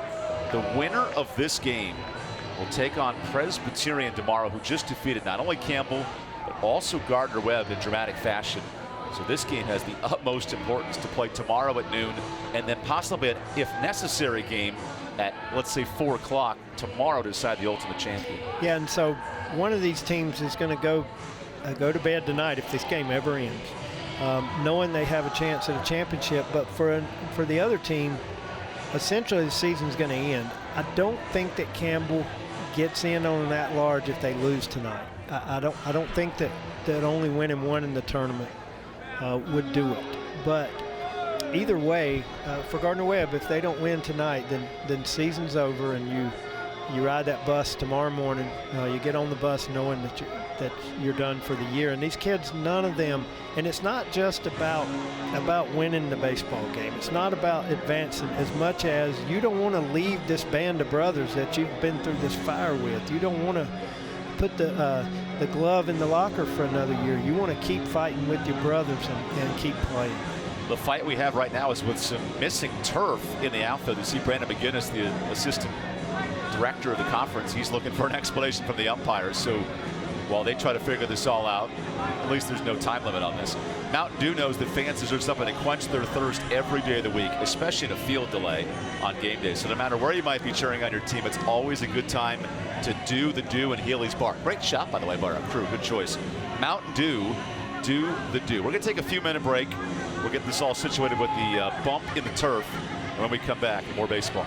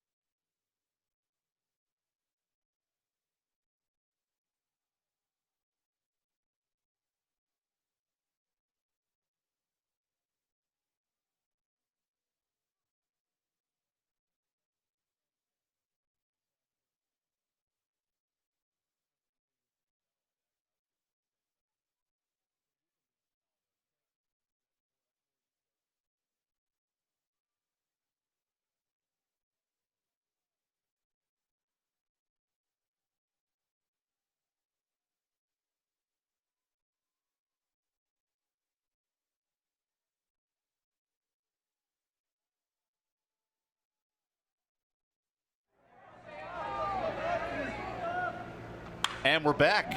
The situation on the field has been fixed. Just need one of those plastic covers to stomp the extra turf in the ground. And I thought back of Caddyshack when that gopher kept getting loose on the golf course. I think we thwarted the Gophers' plans in center field, and we're playing baseball again. The Gopher didn't realize this game would go on till midnight tonight, as it's 5-4 here in the third. He's took it to the cave. I mean, there's no way he's going to make it till midnight, but we are. If we have to go to midnight or 1 or 2 in the morning, because you do not want to leave this game, folks. If you're tuning in and you're on ESPN Plus and you're kind of skipping around to the different tournaments, stop right here, because we've already seen it in the first few innings, but we're not even a third of the way through yet. Matt Christian takes ball 2. He flew out about 150 feet in the air to first base his last time up. And Matt Christian's a guy that was a college quarterback at Murray State before deciding to transfer to Campbell to be a baseball player. So he's got a lot of leadership qualities, and he started out here by getting on base to start what he hopes will be a Campbell rally. And Rusty, what a difficult outing for Corey Treyas, coming in, waiting 10 minutes for the field to be fixed. He had warmed up, he was ready to go. That's a tough adjustment for any pitch. It is, and again, Corey's not going to be out there for too long based on his MO through the year. But it's hard on any pitcher when you think you're getting ready to throw that first pitch and then they tell you to stop. The equipment crew had to run to a supply closet to grab basically a storm cover to stomp down the field. And once they got it out on the field, it was pretty quick work. It's like any construction job. It takes 5 hours to prep for, and then the job itself takes 10 minutes. And we had 5 guys standing around to watch. I mean, they were all standing to watch. But in all seriousness, I'm glad that they're looking out for player safety here, because that's much more important than anything else. Grant Harris takes it inside, pitch for strike 2. He doubled and tied this game up at 4 back in the first, which feels like earlier this afternoon, as these teams have had plenty of chances to swing the bats today. Yeah, they've gotten their money's worth. I doubt there was a whole lot of weightlifting this morning before, and some teams will do that on tournament day. Harris absolutely smashes one to right. That's his second hit of the day. And Grant Harris is coming alive with 3 hits in the tournament. As I was saying, there's different rituals, different things that coaches believe their team should do. We believed with our strength coach that if we had an late afternoon game, to get them up that morning and not necessarily lift weights, but get in a weight room, do some flexibility, throw around a little bit. But I don't think anybody did today, facing the possibility of a doubleheader in 90-degree heat. How do you feel about this? Campbell has purchased what they call a meat wagon, or a mobile weight room that they take on the road. How is that an advantage of getting those workouts in a controlled environment and not doing it in a hotel or in an outside parking lot or things of that nature? Well, I think it gives you an advantage because you know exactly what your equipment is and what it's going to be and what routine you have on that. And a lot of schools will actually find a local high school and go do it there on their campus. When we were at the tournament, quite often we would hit BP or go lift at local schools, and that's goodwill for the Big South as well, and to get the high school kids to get to see the college kids. Now, we didn't see the high school athletes. It also opens doors for some of those high school coaches to get to meet you guys and build those relationships. It is, and it's very good to do. But yeah, the times have changed. You know, people work out on the day of the game, and science has showed that it does give you a bit of testosterone, a little bit of a boost when you do that, but you can't overdo it. I was going to say, we've seen these teams show plenty of energy tonight. No extra workout needed, no cup of coffee near this elimination game. And the trainers, I'm sure, are doing a good job keeping them hydrated, making sure that, especially in the second game for both teams today, that they're plenty hydrated and get their electrolytes. And not that they need any help emotionally, but physically your body can start wearing down even when your emotions are high. De La Cruz is trying to bunt this entire at-bat, and now a stolen base at third for Christian on the delay. And I had mentioned that earlier, that if they saw something, they might take advantage of it. I don't think that was just a straight steal. I think that was pitch after pitch after pitch, something that coach saw that he could take advantage of. This is the 8th stolen base for Matt Christian. He's not very fleet of foot, but does a nice job swiping third that time. And De La Cruz watches ball 4, so the bases are loaded. The stolen base regardless, here with nobody out in the inning. Yeah, so some people might say, well, if he was going to walk the next pitch, why would you risk stealing third? I think what Campbell saw there was a no-risk situation. Like, we know we got this if we do it. If there was any risk, I don't think you would do that with him having walked the batters that he has.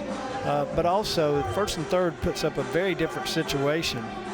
You got to pitch differently. Well, now it's bases loaded, so you got to come in the zone. You have to give them something to hit. And Marcus Skundrich watches ball 1 as that cutter misses outside. Matt Christian started out the inning with a walk. Harris singled and De La Cruz walked. And now the pressure is on. Corey Treyes out of the pen. He has thrown 16 innings this year, 10 walks to 7 strikeouts. Now the 1-0. Skundrich skies it out of play. And Treyes, just looking at him, his body language has remained positive. He doesn't look like a deer in headlights, like he's scared or upset. He's just missed a few spots. A very capable pitcher who's done well at times for Gardner-Webb this year. So they're hoping he can get him out of this jam. He certainly looks mentally like he's locked in right here. The 1-1 pitch is just off the edge. Marcus Skundrich, a 6th-year senior himself out of Arizona. And if you're on the Gardner-Webb bench, or Coach Chester, Coach Scarborough, you're watching your pitcher's body language. If you start seeing slumping shoulders, things like that, that's a little bit of defeatism, and I have not seen that out of him yet. He has a hill to climb to Marcus Skundrich, and that pitch is called outside for ball 3. Yeah, regardless of body language, he needs to throw a strike right here, because the last thing you want is to walk one in. And I would assume in an elimination game that if you walk one in, that there's probably a new arm going to come. But for Gardner-Webb's sake, they're hoping he can get this one over the plate. And he did. Oh, called strike 2. Kevin Fitz sticking to his strike zone, and Skundrich thought he had a walk. Instead, he has to deal with a full count. Now, if you're the hitter, you got to protect the plate a little bit more, so that's a huge pitch there. If it's close now, you got to try to put a bat on it because umpires don't like to walk people in on balls that are right at the edge of the plate. Treyes on 3-2. Gives up a foul ball. You can also, I don't know that you can 100% count on it, but you feel like you're getting a fastball, something you can really tee off on. It would take a lot of courage to throw a breaking ball here, but if you got a kid who can throw that breaking ball for a strike at any point in time, You might break one off here. I doubt that's going to be the case just because of this situation. So it's kind of strength on strength right here. Marcus Skundrich calls time at the plate. This has been an extended inning for Corey Treyas, 15 pitches and counting. It all started with a sprinkler delay, and now he's faced a bases loaded jam, trying to avoid the floodgates opening here in the third. Now on 3-2. That skips away, and Skundrich drives in a run. It's 6-4.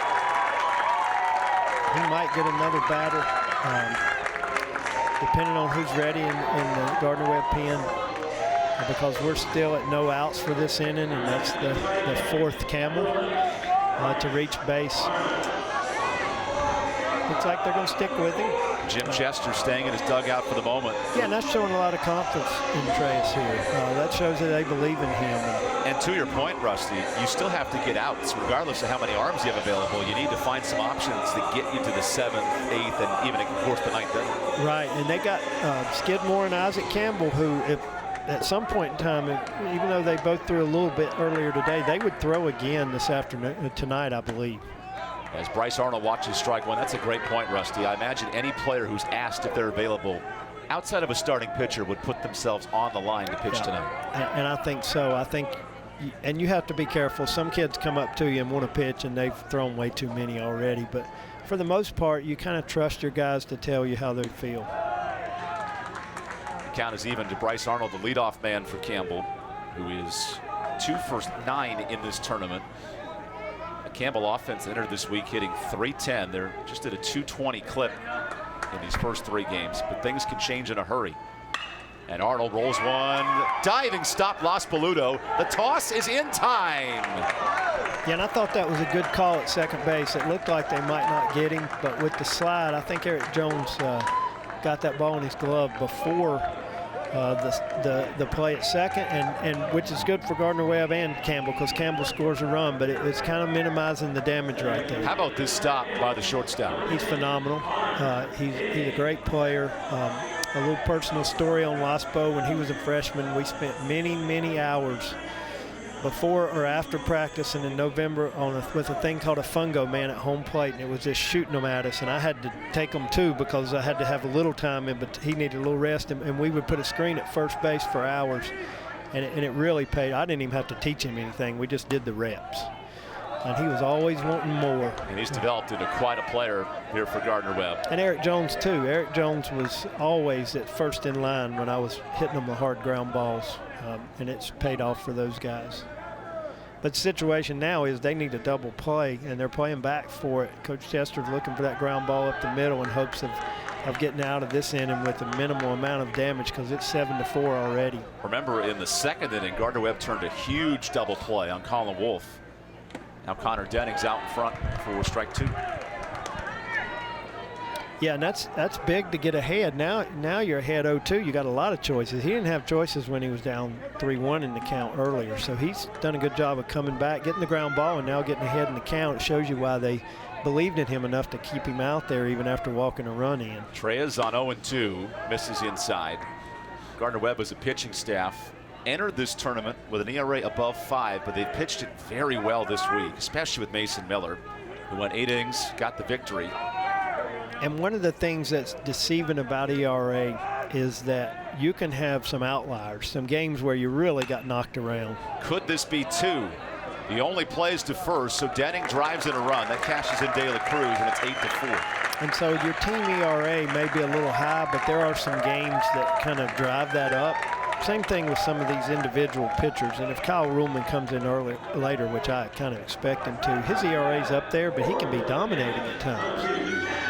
So I don't want to say that we shouldn't look at team ERA because it's important, but I think in an individual given game, it's kind of overrated. And especially when midweek games, this year a little more important, but in previous years, you could play a non-conference team, and the importance of limiting a team's scoring is not the same as it would be in a weekend series. Exactly. You know, those weekend series, we say those count a little more than those ones during the week.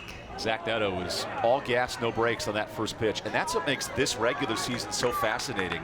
Teams had to play up to 6 games against an opponent on a Tuesday. Conference play, yes. Exactly, on a Tuesday, on a Wednesday, and every game mattered just as much in the Big South play. And you had to way.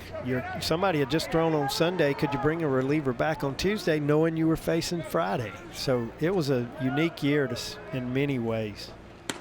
Neto watches the fastball inside. He's already had a busy day, a single and a triple today for the Big South Player of the Year, up to 4 hits in this tournament. And when I said Sunday, I really meant Saturday doubleheader. The games didn't go to Sunday this year, and that was designed to limit travel and time in hotel rooms and try to prevent COVID from spreading, but it still put a lot of pressure on pitching staffs. This ball is tattooed out of play, almost like the natural into the lights as it drifts to the parking lot. Where'd you park, Coach?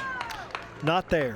Not in right field. I think I ended up a little further away than that. I couldn't afford a new windshield, and I know parked behind home plate in a parking deck. I played it safe. Oh, you're in a deck. I made sure I didn't park behind right field with the power that some of these teams have to hit the ball way over there. Gardner-Webb with 2 home runs tonight in the first inning. They jumped out 4-0. Campbell has now scored 8 straight, 4 in the first, 1 in the second, and 3 here in the third. Treyas beans Zach Neto up and in. Obviously, he didn't intend to. The last thing Gardner-Webb wants is another base runner here. But anytime somebody gets it up high, they're not going to be excited about it. But he's not trying to do that because all harm, or no harm, no foul on that one for sure. Yeah. I think as a hitter, it just scares you at the plate when that ball comes up. It does. And there were times, back in the day more than now that people would. When I was playing in college in the 80s, people would brush you back and, well, they would just flat out hit you. I crowded the plate a couple times and got hit.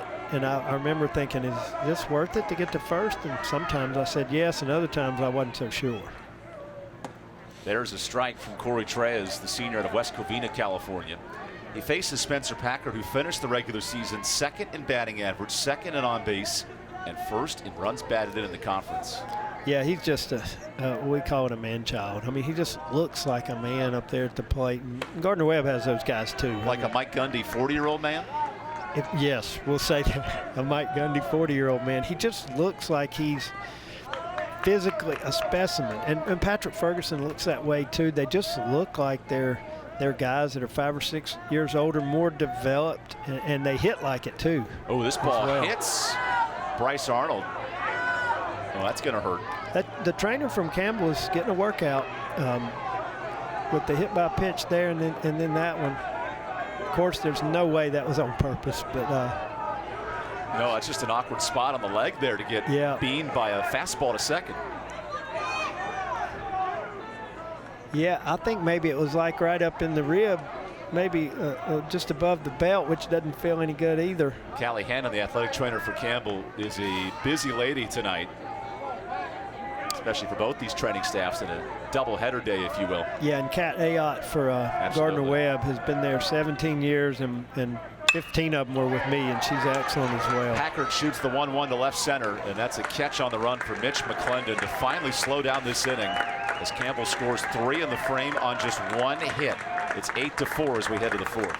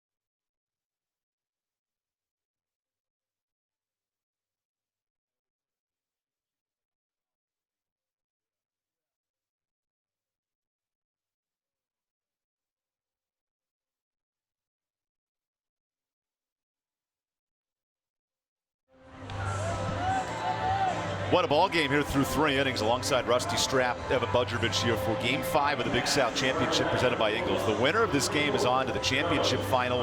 It's 8-4 Campbell in the fourth as Aaron Rund allowed 4 runs in the first inning. He has continued to pitch. And Rusty, what has allowed Rund to navigate through these last 2 innings? Well, it seems like he's thrown a lot longer, but we're only in the top of the fourth. But he has really settled in the last 2 innings. Kept his pitch count down to where he can preserve the Campbell bullpen. So Gardner-Webb really wants to get to him and get him out this inning, but he locked in the last couple. Joe Simone attacks the first pitch, and that's fouled out of play. And he hit the light post. Oh, man. He did. Anything that could happen is going to happen tonight. In elimination night, it absolutely is wide open. Black cats on the field, missing sprinkler heads, you name it. Gophers sticking their heads up in the field. It's going to happen, and we're going to get to be here for all of it. Here is pitch 52 from Aaron Rund. And the breaking ball's rolled into his own dugout. A bit of friendly fire. One of the things that coaches will look at a lot for really good pitchers is, as I said, 2 strikeouts for every 1 base on balls. Now the rally train shows up, and this time it's trying to create a rally instead of keep one going. But for hitters, you want 1 walk for every 2 strikeouts. And that time Simone went around on the pitch, so Aaron Rund picks up his 2nd strikeout of the night. So if you see a kid that has a ton more strikeouts than walks, like a 10-to-1 ratio or so, that can affect what we call quality at bats. And in some cases, some of these hitters on Gardner-Webb and some on Campbell have that ratio and some don't. Joe Simone goes down via the punch out. So now back to the top of the lineup that has been very dangerous tonight, including Mitch McClendon at the plate, the center fielder. This ball will drift out of play. Mitch is a good hitter, took over the leadoff spot for most of the year, has been a spark plug. He's kind of one of those guys that has that ratio I'm talking about. He's got 27 walks with only 30 strikeouts, so he's almost 1 for 1. That's a sign of a really good hitter, and one of the reasons why Jim Chester has him in that leadoff position. He had 2 hits this afternoon against Presbyterian. And now on 0-1, he watches strike 2. I've seen some time in right field, is playing in center field tonight, and a really good outfielder, and to be quite honest, knowing him personally, a really good kid. And how about a leadoff hitter, Rusty, that's had 20 multi-hit games to kickstart the top of this lineup? And they got a lot of guys that can drive him in after that. So he's done his job this year of being the table setter. Aaron Rund's 0-2 is a filthy slider for strike 3. And Mitch McClendon knew that, didn't wait for the umpire sign. He was fooled on that pitch, which is a credit to Rund. He threw a good pitch. He put it in there 0-2 and didn't waste a pitch. On 0-2, you usually see something out of the zone, but he went right at it. As a hitter, how much do you factor in a pitcher trying to avoid the zone on 0-2, whereas that pitch caught him by surprise? It can get in your head because 0-2, you're not expecting a strike, and sometimes something can sneak past you like that. So it's all what we call the old cat and mouse game all the time.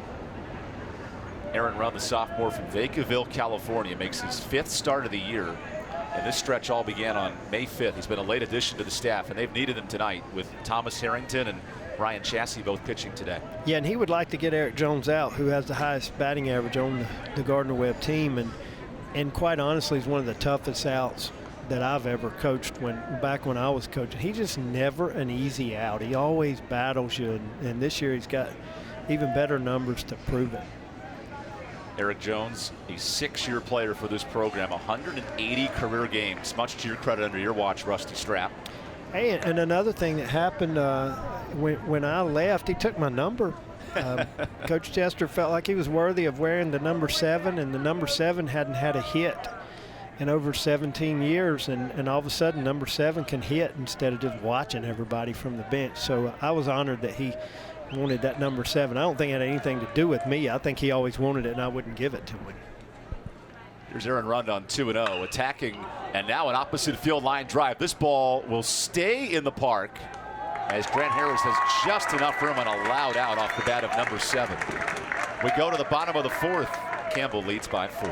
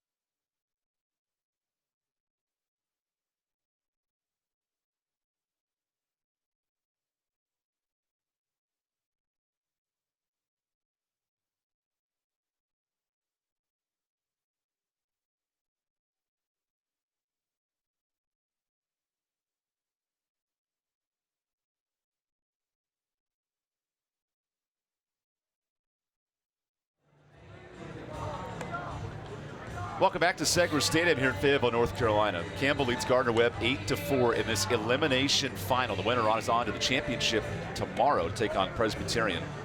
A reminder here in the bottom of the fourth, 15 minutes can save you 15% or more on car insurance. Find out how much you can save with a fast free quote at geico.com. Good offensive ball game thus far, and Gardner-Webb goes to one of its aces in the staff, a weekend starter, a longtime hard thrower out of the pen. Kyle Ruman enters in the fourth, needing some desperate zeros on the board for Gardner-Webb. And Kyle Ruman has an 8.04 ERA, and just throw that out the window. He is a quality pitcher. He's the victim of when he's had some bad outings, he gave up a lot of runs, and they were earned, and it made it look like that's what he does, that he's not a great pitcher because hitters are hitting 358 on him. And he doesn't strike a lot of guys out. He's only struck out 22 in 43 innings, but he's only walked 11. So he has that 2-to-1 ratio and he can be dominant at times. Can very well be. He's a strike thrower. He's going to throw it in there and make you hit it. Not going to miss a lot of bats, but he's going to get some ground balls, fly balls. Now, if it's one of those nights for him, it could be tough. But and Jim Chester wants him to do what he performed against Campbell his last outing, 5 1/3 of one-run ball. Which is an example of how you can throw that 8.04 ERA out the window, because he can be dominant at times. And that's what Coach is thinking right now, I'm sure. To your point, Rusty, I got to tell my high school teachers, don't care about my GPA. It's all about my performance on the one test. Because I can ace the one test, and I know what you're saying. You can ace the one that counts at the end. The right. final exam, all that stuff that leads up to it, when you get to the tournament and you ace that thing, you become the champ. And that's what Coach Chester needs Kyle to do. He needs him to ace this attempt at this appearance today, because it's 8-4, and Gardner-Webb's got a long way to go. Even if he is able to do that, there's going to have to be some offense, because his pitch count's actually down. He's only at 59 now after a very long first. He's settled in, so Gardner-Webb honestly, they need some extension out of Ruman. Roman's 0-2 misses outside to Colin Wolf, who's 1 for 2 tonight. Colin, a unique story. He started the year as the third baseman, moved to short, now is the full-time second baseman for this Campbell team. And he faces Kyle Ruman out of the pen, who pumps in a early strikeout. Yeah, and that's somewhat unusual for Ruman, but what is usual is that he throws the ball in the zone. And he got ahead in the count there, and he had some options. And so far he looks good, and he's trying to give Gardner-Webb the lift that they need. Kyle Ruman, 6'6", 220, notched it up that time. In 2 full seasons, Ruman 58 strikeouts in 111 innings. So he pitches to contact. He works against Matt Christian, who watches that slider. Yeah, he does, and he doesn't get rattled. Even the times when he's given up some runs, you just don't see Kyle get rattled. He seems to always be in the moment and be able to handle the moment. That pitch is called outside to Christian, so a 2-0 count. Yeah, and he didn't want to do that because now, again, you're in a hitter's count. And then that one's off the plate, so I'm pretty sure we'll see a take here with nobody on base, especially at this point in the game. That's a good response for strike one. Yeah. So 3-1 count is still a hitter's count. The hitter's going to narrow the zone and not chase anything. It might be a strike, and he still take it. He's looking middle of the zone here. Now, he got fooled there. See, that's a classic case right there of a pitcher who can throw their breaking stuff when they're behind in the count. That's why Kyle Ruman can be very effective, because he threw a 3-0 off-speed pitch and it fooled him.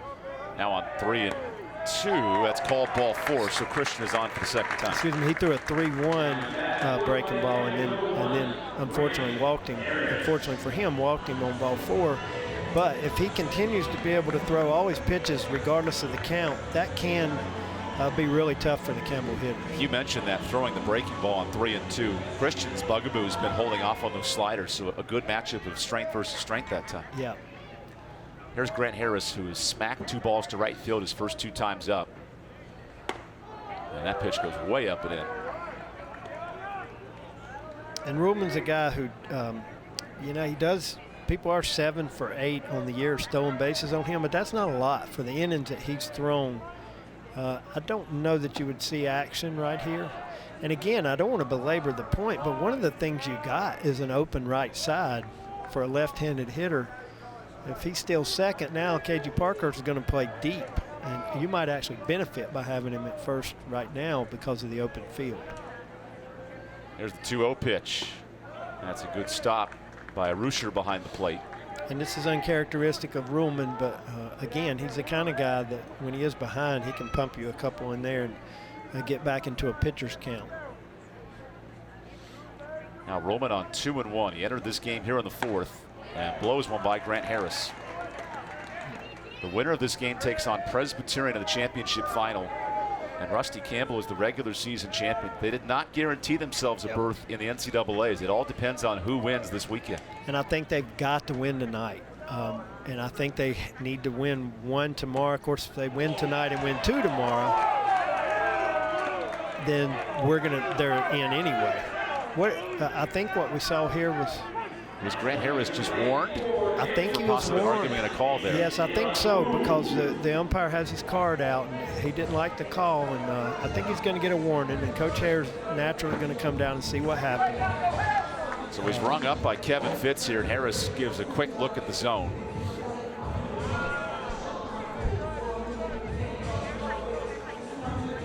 As Justin Hare wants the full explanation from our crew chief behind the plate. Yeah, and he's not arguing here. He's taking up for his player.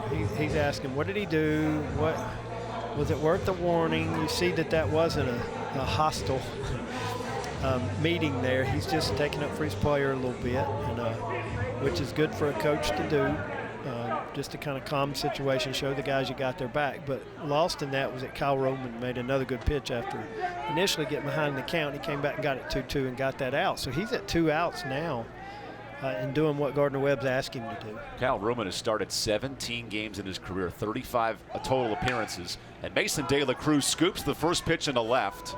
Brazil finally finds it, and he makes the catch for the 3rd out. I think Christian forgot how many outs there were because we got a 4-run ball game. Gardner Webb searches for more offense, and we return.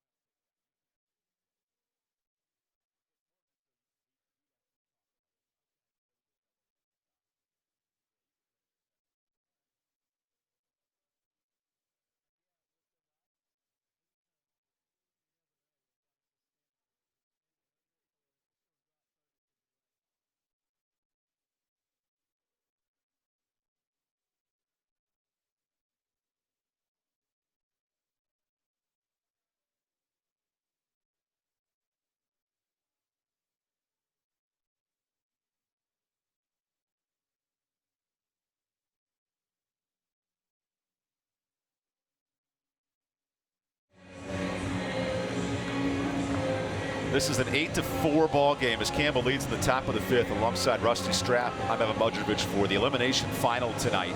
What a ball game we have in store. And a reminder, for the best in Big South coverage, visit BigSouthSports.com. Stay current with the latest news, stat standings, and so much more. Enjoy those video features showcasing remarkable student athletes, or connect to school sites and social media all from one place. That's BigSouthSports.com. And here's an amazing stat for Aaron Runn. When you consider the first inning he had, he's still thrown under 60 pitches. So he's only averaging like 15 pitches an inning, 59 pitches, 47 strikes. That's filling up the zone. Gardner Webb's going to need to get him out of that rhythm to have a chance to come back in this game. And we're seeing the shift again. Even I don't think Ferguson's going to put down that bunt again. And this is after Aaron Runn was rocked for 4 runs in the first inning, so he has settled in. He really has. He threw close to 30 pitches that inning, I think. Patrick Ferguson ripped a home run to left. That was an immediate spark of life for Gardner Webb. Just coming off a 9-6 loss in dramatic fashion in the 9th. And they responded in a huge way with a 4-run first. And then Campbell, of course, responded back with their own 4. But I think that really did Gardner Webb good to help them kind of drain that first game. And now we've settled in.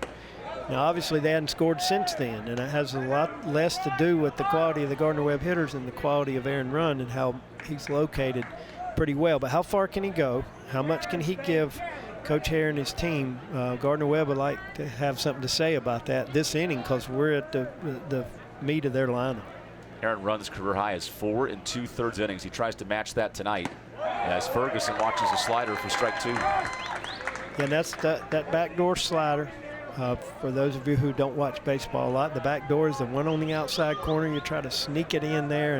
And the front door is the one you don't see coming because it might hit you in the face. It might, and we've seen that once or twice tonight already. But Ferguson's not going to offer to that. He might now with 2 strikes, but he wouldn't offer to that early in the count. Skundrich wants it low, and a run puts it in the perfect spot. And I noticed Campbell's a team throughout the years who does not throw the ball around after a strikeout. And that could be a rhythm thing. It could be to keep the and it could be like sometimes you throw it around, it goes into left field, and it's not worth it. But you know, something new this year with COVID, if a ball was thrown around, it would have to be replaced, at least in the first month of the season. That was a protocol in college baseball. That's true. I remember because now we got people touching it. Isn't it amazing what COVID changed? There's a strike. One thing about COVID I hope never changes is wearing a mask in a grocery store. It just feels so much safer.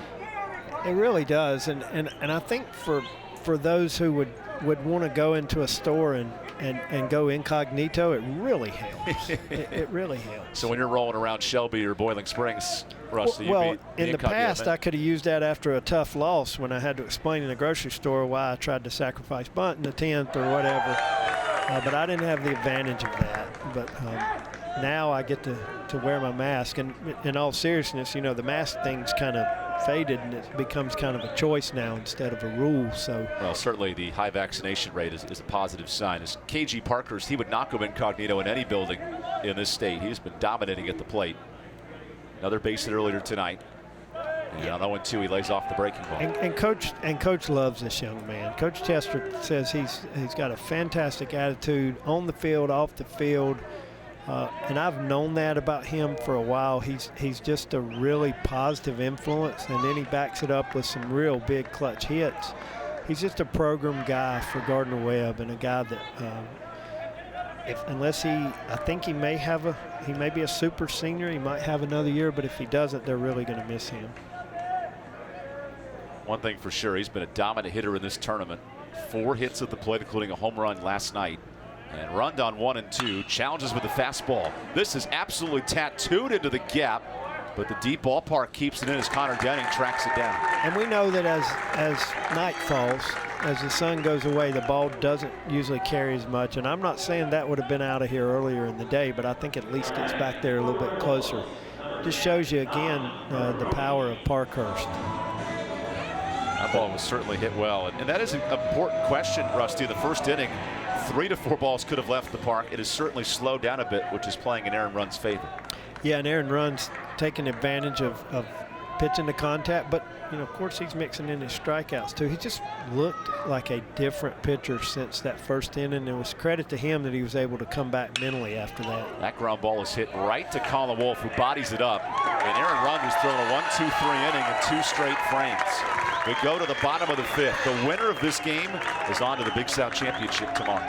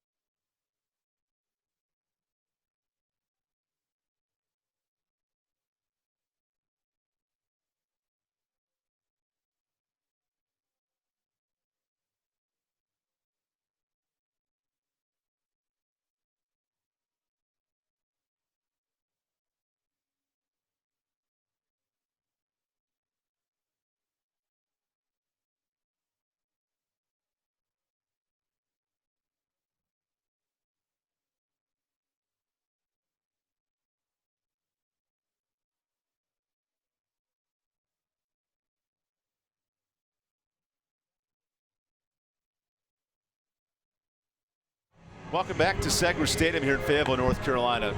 fans of Campbell and Gardner-Webb enjoying this one tonight. Plenty of offense. Although the pitching has stepped up here as of late. Get social with the Big South. Join the growing network of fans on Facebook, Twitter, Instagram, and more. Plus, get game updates on site and Twitter at Big South Game Day. Follow, watch, like, and share with the Big South Conference.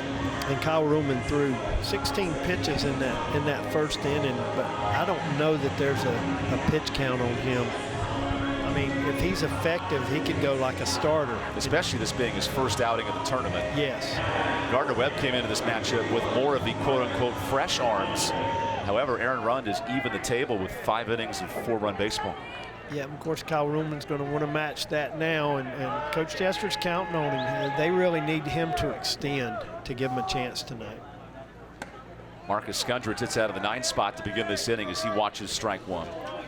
This year in college baseball, Rusty, it's very unique. There are 16 predetermined sites for NCAA regionals, and a few local ones, including Charlotte at their brand new ballpark in Gastonia. Yep. And also East Carolina among some of the favorites. And that's where a lot of these Big South teams will most likely be slotted, which adds a nice regional element to tournament play. Yeah, and you know, the kids would, you know, you love to get on the airplane and you love to fly. Whoa, Marcus Skundrich delivers a fly ball to center that's very deep. McClendon watches it bang off the wall. Skundrich turns for third. He wants a triple, and that's the second of his career. He got all of that one. Again, Kyle Ruhlman pitches the contact, and that was strong contact for a 9-hole hitter and a catcher who didn't play in the earlier game today. That's a big hit for Campbell. Kyle Ruhlman's not going to get rattled by that. He's still going to throw the ball in his zone and see what he can do to minimize it. It's the 5th inning, and I wouldn't be surprised at some point if Gardner-Webb is able to get the first out, if they don't pull the infield up. And really try to save this run. And try to save this run. Now, with no outs, I think that's probably good strategy because you don't want to open up a big inning with ground balls, just keep going through and through, and Kyle Ruhlman is a ground ball pitcher. But it's possible that if they get that first out, they may bring the infield up to the grass after out 1. So Bryce Arnold, who's hitless today, would love to get the Campbell offense going here in the 5th. They have not scored since the 3rd inning. And Arnold, a hefty swing and a miss. Yeah, and some coaches would say, well, why wouldn't you do it all the time? Well, you're really, if you bring your infield up, you're given so many holes, and you can really open big innings with balls just getting peppered through there, ground ball. So I would agree with Coach Chester that it might be a bit earlier than that. Maybe next inning, definitely by the 7th you would do it. But he trusts his offense, and he believes that they're going to come back and hit. Again, it may take after an out before that happens. So we see Justin Hare having a meeting with his hitter at the plate. The freshman Bryce Arnold learning a lot here under his co-head coach of the year, Justin Hare. Yeah, and sometimes that's a missed signal. Sometimes it's just you see a kid take a swing at something he shouldn't, and you think he's, needs to be calm. Just like a pitcher, you're trying to calm him down. You're not chewing him out right there at all.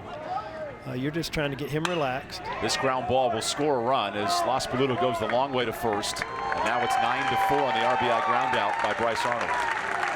And that's an example right there. If Los Peludo's playing up on the grass, that ball might bounce over his head. Now they got a big inning going. So you've minimized the damage to an extent because they got the triple, he scored, but now there's one out and nobody on. You may get out of it with just one. That's the 31st RBI for Bryce Arnold, who now joins an exclusive list. I say that sarcastically. 9 players in this offense with 30 or more runs batted in. That's hard to do in a 50-game season. It is, and when you consider that Campbell's hitting over 300 as a team, and the average hitter in the major leagues is 236 now because of the pitching, that's really impressive. This Campbell offense, 4th in the country in scoring at 9 runs a game, and Connor Denning smacks a base hit to left. McClendon lost it off his hand with a weird ricochet as Denning sprints for second. He is safe. And we saw earlier in the day Colin Wolf on an error by a shortstop. Leg that thing out and get to second. Well, I know Christian hit a home run next, so you say it doesn't matter, but what matters is the mentality. What matters is, and that wasn't anything but a bad hop from Mitch McClendon. That wasn't an error. That ball just skipped away. But the fact that he ends up on second is giving energy to his team. By the way, that double is his 22nd of the season. He now trails Austin Knight of Charlotte by just 5 for the nation's lead in total doubles. Yeah, that deserves to be a double. That was a bad hop. Mitch McClendon was hustling all the way and even got the throw in and made it close. The way I interpret that rule is you have to make a perfect play for it not to be a double or an extra base hit in that case. And I think that's, of course, they call it scorekeeper judgment, but yeah, I think that's a good rule of thumb. And now we got the fab freshman up at the plate who's been a terror for the Big South Conference. He's been a terror for everybody except Campbell. Oh, he got him. Connor Denning is picked off at second, and a delayed spin back to the base, guns down Denning. Yeah, that was a really good move by Kyle Ruhlman. It froze him, and he almost didn't throw it because he didn't realize it was going to be as successful as it was. Eric Jones hustling over there. So Denning got a huge secondary, and Ruhlman had him gunned out by a mile. Was there some confusion there for Denning? Well, and I don't know, because Coach Hare didn't look like there was a steal on. His body language showed like I didn't know that was going to happen. Because sometimes runners will go on first movement, which seemed to be the case, but then he was caught with nowhere to really go. He really was, and I think I don't really think he was stealing. I think maybe Ruhlman's move just kind of took him by surprise. It's a great job by Kyle Ruhlman to limit the damage here in the 5th. Now he faces the player of the year in the conference, and he's up ahead 1-2. Yeah, and Gardner-Webb's glad to have the player of the year up with nobody on base, which is huge. There was a runner in scoring position. I mentioned before, Kyle Ruhlman's not going to get too rattled. He's going to stay in the moment. And I know we use that word and people say, what does that mean? It just means that you don't think about a whole lot of things other than the next pitch. This is a tough play for Peroni back at third. And the bullet throw to first guns out Zach Neto. With the stretch by KG Parkhurst, who is the master of the stretch. My hamstring hurts from watching that play. What a defensive effort as we go to the 6th. Take a look at this as we head to break.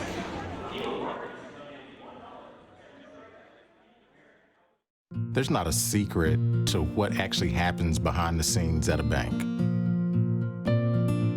Here at First Citizens, we're trying to educate the client in each step of what's actually going to happen and actually have them make the educated decision around what steps and what options they utilize. We want to become that trusted advisor that actually guides them down that road, helping you reach your goals. That's Forever First.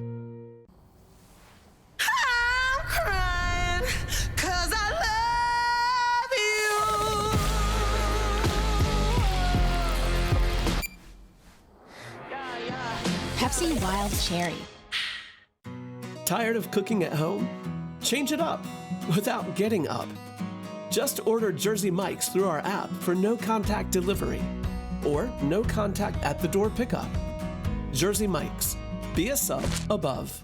The doctor said I had prostate cancer. I needed to do something. I said, can I go to proton therapy? Hampton University Proton Therapy Institute. He said, yeah, you can do it, man. It's a breeze, man. When I went for the treatments, there were no side effects. Whatever you could do before, you could do it after. Thank you, Jesus. I'm so glad I can go down there. But I tell you right now, I wanted to let those people know that I really appreciate it. Man, HU is his spot. This is Cindy. When you call her up, she's so nice on the phone. This is Jen. This is Ashley.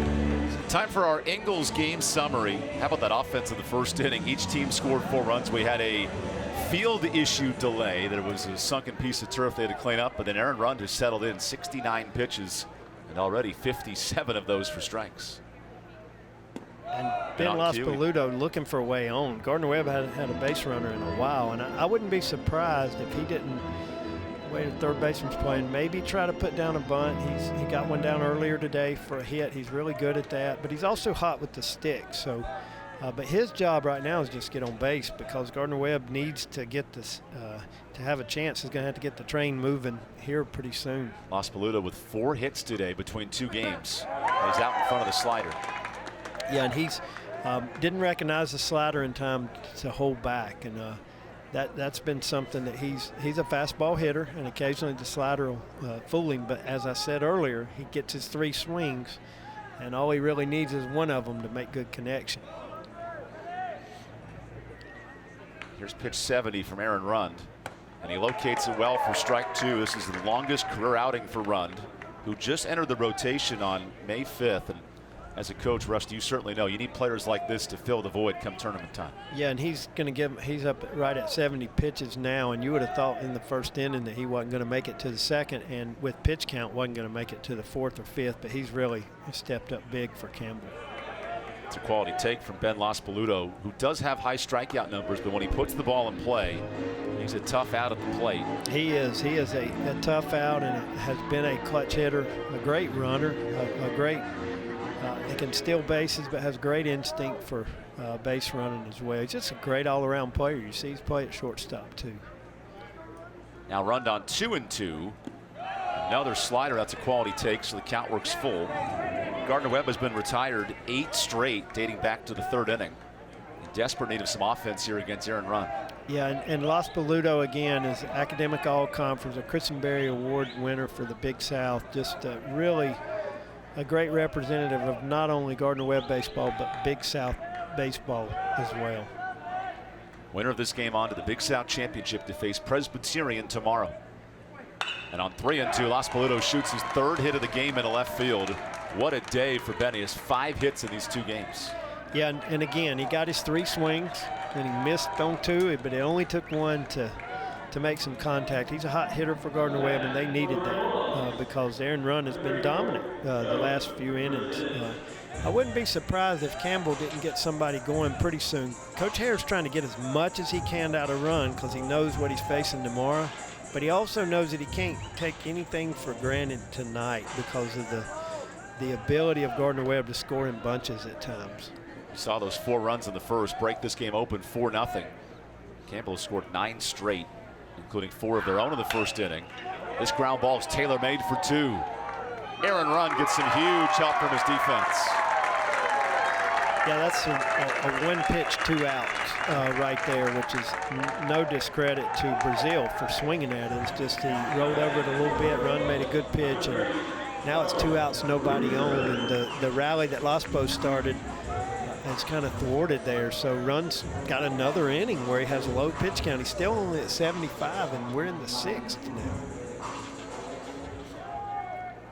Gardner-Webb led the conference in home runs entering this game. They've added 2 more, so 67. However, the offense has not come since. They need some jump here in the 6th. As there's strike 1 to Bo Ruscher, the catcher. Yeah, and coach showing some confidence in Ruscher, leaving him in there.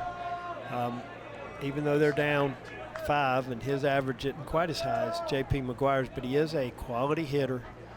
And he is right on left, so it's still a good matchup for him, and coach is hoping he can get something going with 2 outs. Aaron Run back to it on 0-1, and this ground ball might sneak through. Colin Wolf with the stab, and the throw to first is perfect. There's one we're going to be seeing over and over again.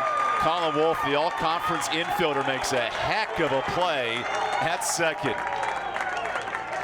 You think that ball's in right field, and he's out.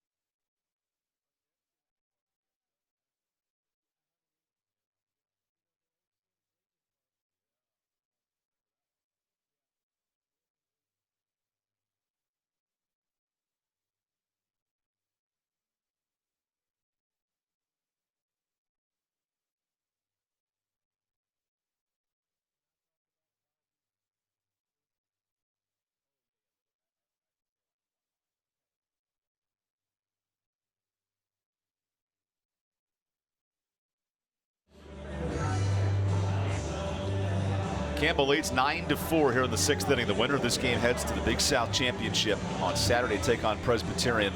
And let's look at our Hercules Tires strong move of the game. Colin Wolf so solid at second base. Okay, as he goes to his left, he's going to have to go in the outfield. He knows the speed of Ruscher here, and he knows he's got a chance. Has to throw across his body. This is an excellent play, not only for a second baseman, but for a guy who's a natural third baseman. That's a big-time play, but here's one other factor. It allows them to probably trot Aaron Run back out there because now his pitch count is still low enough. If there's another batter for Gardner-Webb, that might have been his last hitter, but they're going to probably run him back out there because of what Colin Wolfe just did. That's a new career high in innings for Aaron Run. He sits through 6. And his offense leads by 5 as Spencer Packard goes to work against Kyle Ruhlman, who misses inside. Yeah, and Ruhlman's keeping Gardner-Webb in it, but at some point in time, the Gardner-Webb offense is going to have to figure out Run like they did in the first inning. And, you know, we talk about how the tournament makes heroes, you know, out of guys. And, you know, Run wouldn't have been, you know, he's middle of the pack ERA for Campbell. Hasn't gone more than, what, 4 2/3, as you say, and now he's giving you 6. Sometimes the guys you don't expect step up during the tournament and help you compete for a championship. This ball might stay in play as it just drifts out. So it's quickly 1-2 on Spencer Packard. And you may see, and I don't know exactly what the MO is for Coach Chester when you're behind in a game, especially an elimination game, as you get to that 7th, 8th, and 9th, you might start seeing some guys, some bats off the bench come in and try to give them a spark to try to get some base runners because you're running out of outs. It's 9 more outs. You're going to be batting in the top of the 7th, down at least 5. So coach is looking for some offense. You might see a few of those sticks off the bench start showing up at the plate. 2-2 as Roman misses with his slider. Gardner-Webb such an impressive start to this tournament, taking down USC Upstate 11-4. And then in the Presbyterian game earlier today, they led 6-3 before PC came storming back in the final 3 innings. Now the count is full to Spencer Packard. And we mentioned coming in, Rusty, how does the team overcome the exhaustion of losing a game late?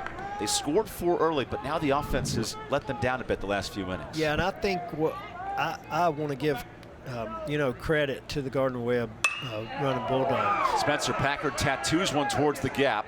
That ball is caught by McClendon. What a play. Put it on SportsCenter tonight. We just got kids, and that was to the point I was going to mention. I don't think Gardner-Webb has had an emotional letdown from the other game. They've just played too hard.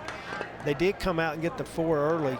Most of what's happened since then is Aaron Run and what he's done, but you haven't seen any bit of quit in Gardner-Webb, and Mitch McClendon's leading the way with that. He was determined to make that play, and that's a big-time play. If that goes in the gap, you know, that's at least a double. The way it is tonight is probably a triple. Heck of a catch by McClendon as Colin Wolfe shoots one down the line. This is into the corner, and one hops the wall.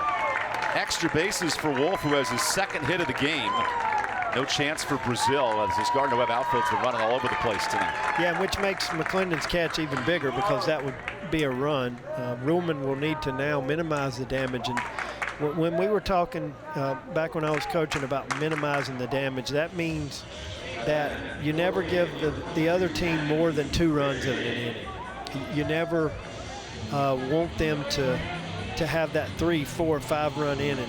Even in your worst inning, you only give up 2. But we're past that point. Gardner-Webb needs zeros. They need Ruhlman to be able to find a way to get through this inning without giving up anything. Especially facing an offense in Campbell who averages 9 runs a game. That's 4th best in the country, trailing just Wright State. And I'm no mathematician, but that's an average of 1 run an inning. That's a lot of pressure to put on the other team when you're averaging 1 run an inning. Now the 0-1 pitch from Roman just misses outside. Now to the point, they're not scoring 1 run an inning. They're scoring 3 here, 2 there, 4 there. They're innings where they have zeros. But in the course of a game, they're going to score runs, and you're going to have the pressure of having to match that.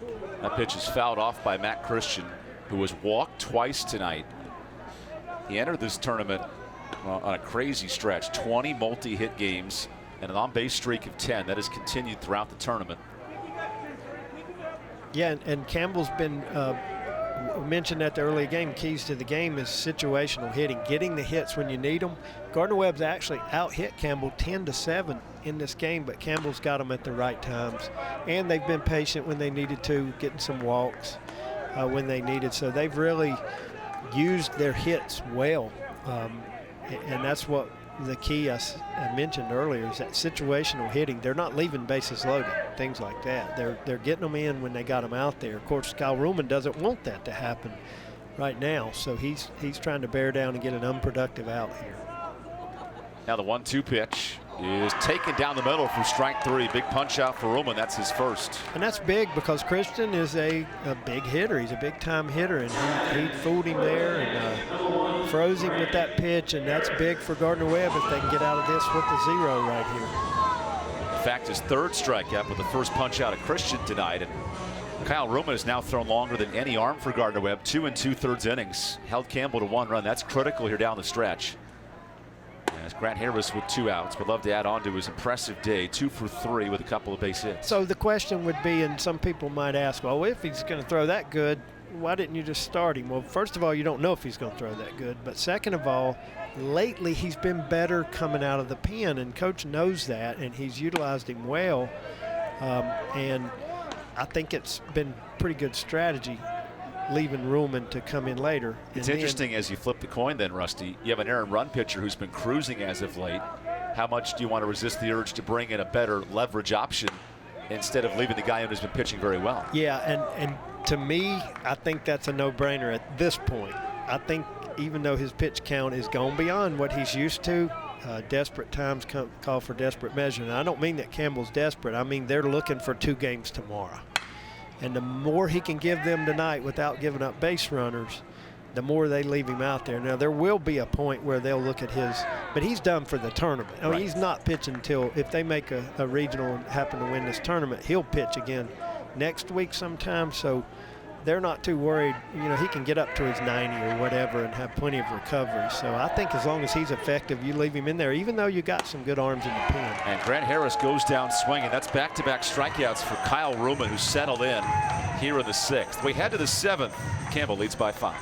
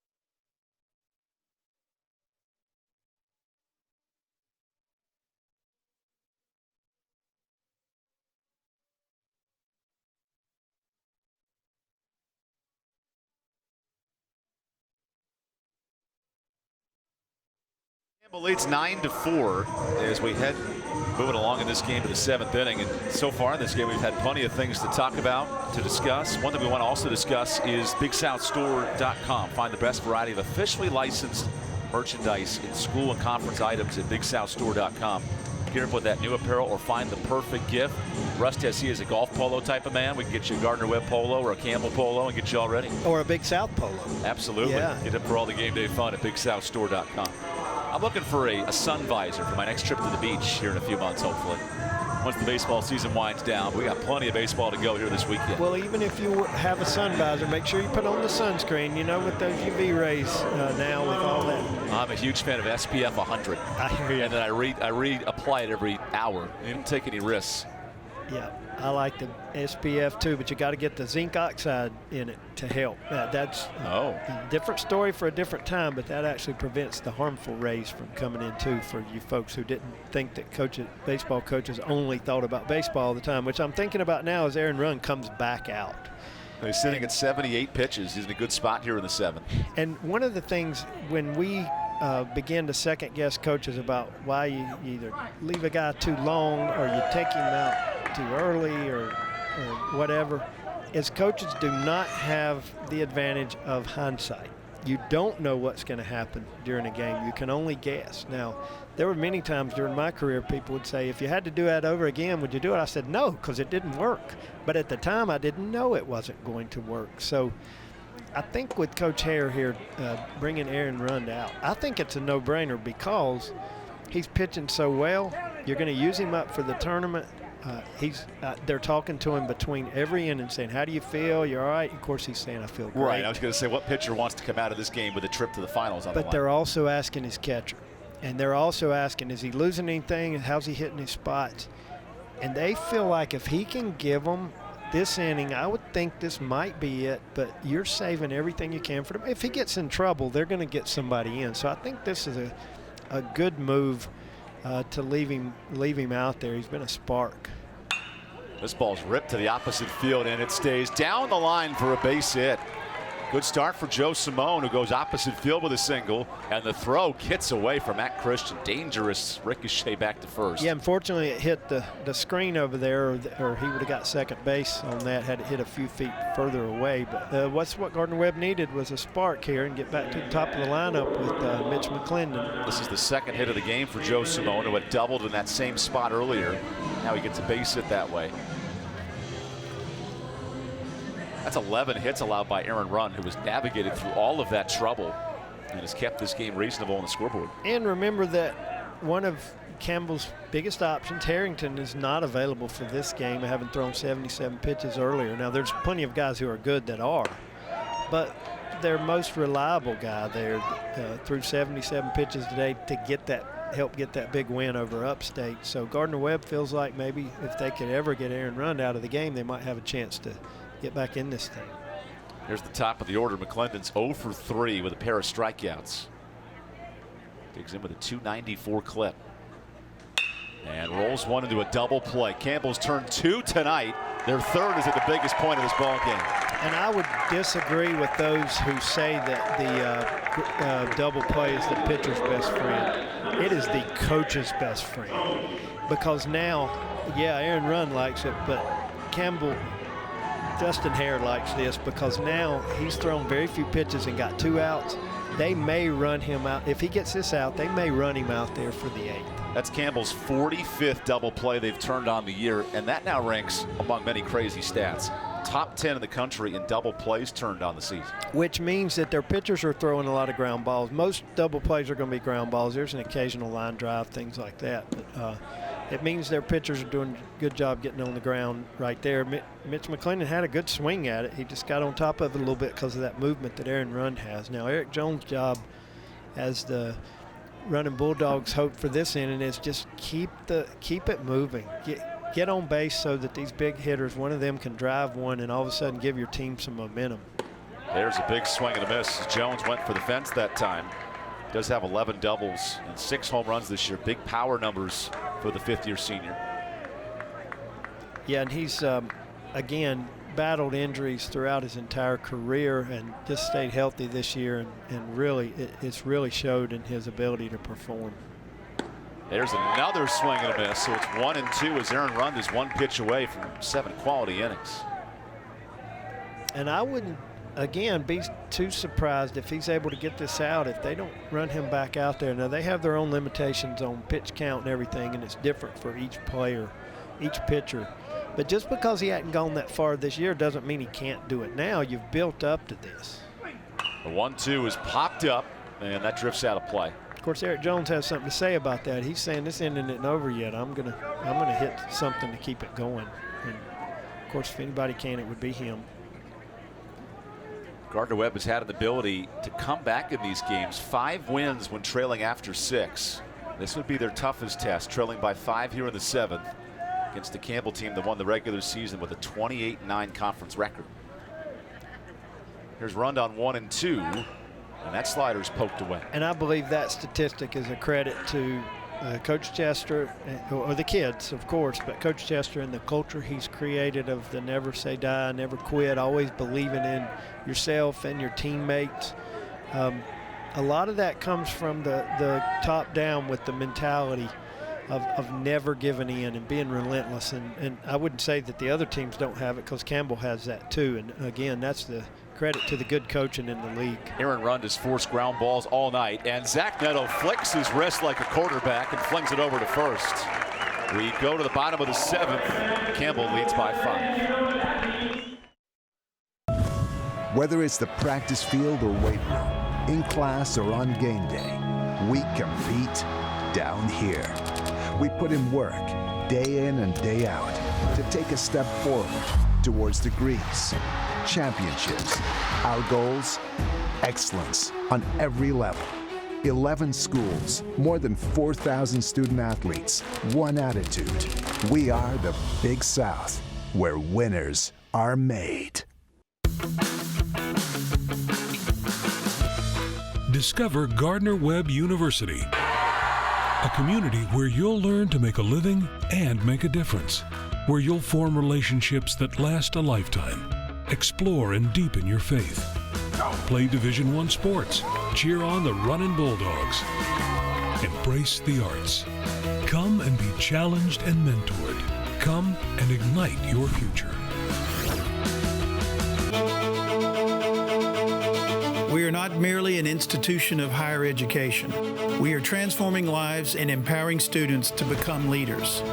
Leaders in our communities, in our state, and throughout the world. Leaders in innovation. Leaders in service to our neighbors. Join our movement. Join our community. Join our mission. Lead with purpose. Lead with Campbell. The scores remain the same for the last few innings, 9-4 as we head to the bottom of the 7th. Campbell searching for a win to advance to a Big South final for the 3rd straight year. Gardner-Webb wants to continue this impressive season as the 3rd-ranked team in the conference, but offense has been tough to come by here late. Yeah, and we thought it might be 36-36 at the end of 9 based on it was going, but Kyle Ruhlman has had something to do with that, but Aaron Runn has definitely been the factor in that not being the case. Look at a smile on Mason De La Cruz's face as he starts the bottom of the 7th. The old sounds of Sweet Caroline gets you going late at night. I wonder if that's what it was or if he knows Kyle Ruhlman. He just had that big grin, and it could be Sweet Caroline. That's an all-time great baseball song. I'm all about the music late at night as De La Cruz hits one to his shortstop counterpart, and Los Peludos all over it. And we see Los Peludos. We've seen great shortstop play. You know, we're seeing great shortstop play here because just a great play before. And then Los Peludos, you know, sometimes he'll make an error, and people don't realize he's getting to balls that other shortstops don't get to. So sometimes your errors are a little more because you're getting to stuff. But it also makes for some Sports Center plays at times too. We saw that with Jason Matthews of Upstate today. He had 3 errors in the elimination game, but his range at short is fantastic. Yeah. Here's Marcus Skundrich, the Campbell catcher, who's reached base twice with a triple his last time up. All of a sudden, it was 4-4 in the first inning. We wondered how high scoring this game would be, and both teams have settled in a bit on the pitching side as of late, as that slider misses outside. Yeah, definitely. We've seen, and we mentioned it, or we knew it wasn't going to be 36-36 at the end of 9. We knew there would be some pitchers come in and put up some stop signs, and it's been Kyle Ruhlman, but Aaron Runn hadn't needed any help from the bullpen. Skundrich rips his 2nd hit of the ball game, and that single continues. A nice start for Skundrich. That's his first multi-hit game of the season. Tournament makes heroes of a lot of guys. Who would have expected that the most important time of the year, the guy gets 2 hits in a game. So what Kyle Ruhlman's looking for now is that pitch to contact ground ball to get his team out of this and hit it to Lospo or Eric Jones and maybe get out of it. Campbell's looking for the opposite. They're looking for a gapper right here. We haven't seen quite as many gappers lately, and the one we saw, Mitch McClendon, made a great play on. We mentioned these teams both so strong in doubleheader days. The offense has been there for both in this matchup. The key difference has been the pitching, and Aaron Runn has gotten a lot of help from his defense. Unfortunately for Gardner-Webb, the 4 different arms, a lot of doubles have been difficult to stop, as there's a hit and run base hit the other way by Arnold. That sends Skundrich sprinting for 3rd, and the offense is clicking here in the 7th. And I think you're right. I think that was a hit and run. Based on the way Arnold swung at it, took the swing, he was looking to go the other way. I don't think that was a straight steal where he ended up hitting the ball. I think that was a call by Coach Hare. Justin Hare has been aggressive with his offense that he calls hard to kill, much like a gnat and a humid summer night here in Fayetteville. 9-4 the score, and Connor Denning, who finally broke out with a double his last time up, steps back in. And Gardner-Webb's playing back and playing for the 2 right here. Denning shoots one into the gap. This ball is a boomerang in the left center. Past the glove of McClendon, who gave an all-out effort. That's a ground rule double. So runners are at second and third. And he's hurt. I think. Oh, and Mitch McClendon is down. The guys are coming out of the bullpen, and they're calling for Cat Ayotte, the trainer from Gardner-Webb, certified trainer, to come out. Oh, Mitch McClendon is bleeding. He landed awkwardly on that turf. Yeah, are you seeing it out of his nose, face? Might be on the side of his head there, okay. But both athletic trainers come sprinting out, and this is something you hate to see as his face hit the dirt. And the ball did bounce over for a double, correct? It is a ground rule double, but watch his face right here. Ooh. Yeah, he face planted. What an effort by that young man. One of the things that becomes one of the new rules this year, if he made contact and Cat Ayotte feels like, as the trainer, that he needs to be checked for concussion, can actually come out of the game and go back in. Oh, it can? Yeah, okay. It's one of the new rules this year, so that we can have concussion protocol. And then if you do the protocol and you say, well, he's okay, but baseball says you can't go back in. Well, the NCAA's passed a rule this year that you can re-enter the game. So I don't know that that's going to be the case here, because it looks like more of a cut or something else, but it very well could be that he can come out and come back in. I was worried that it was his Mitch McClendon. Yeah, and I was worried that it was his shoulder too. And looking at this, it looks to be she's trying to stop bleeding. I would think maybe from his nose. Yeah, his face did land very hard on that dirt, which isn't as comforting as grass, unfortunately. Of course. We'll take a quick break and come back and check on Mitch McClendon.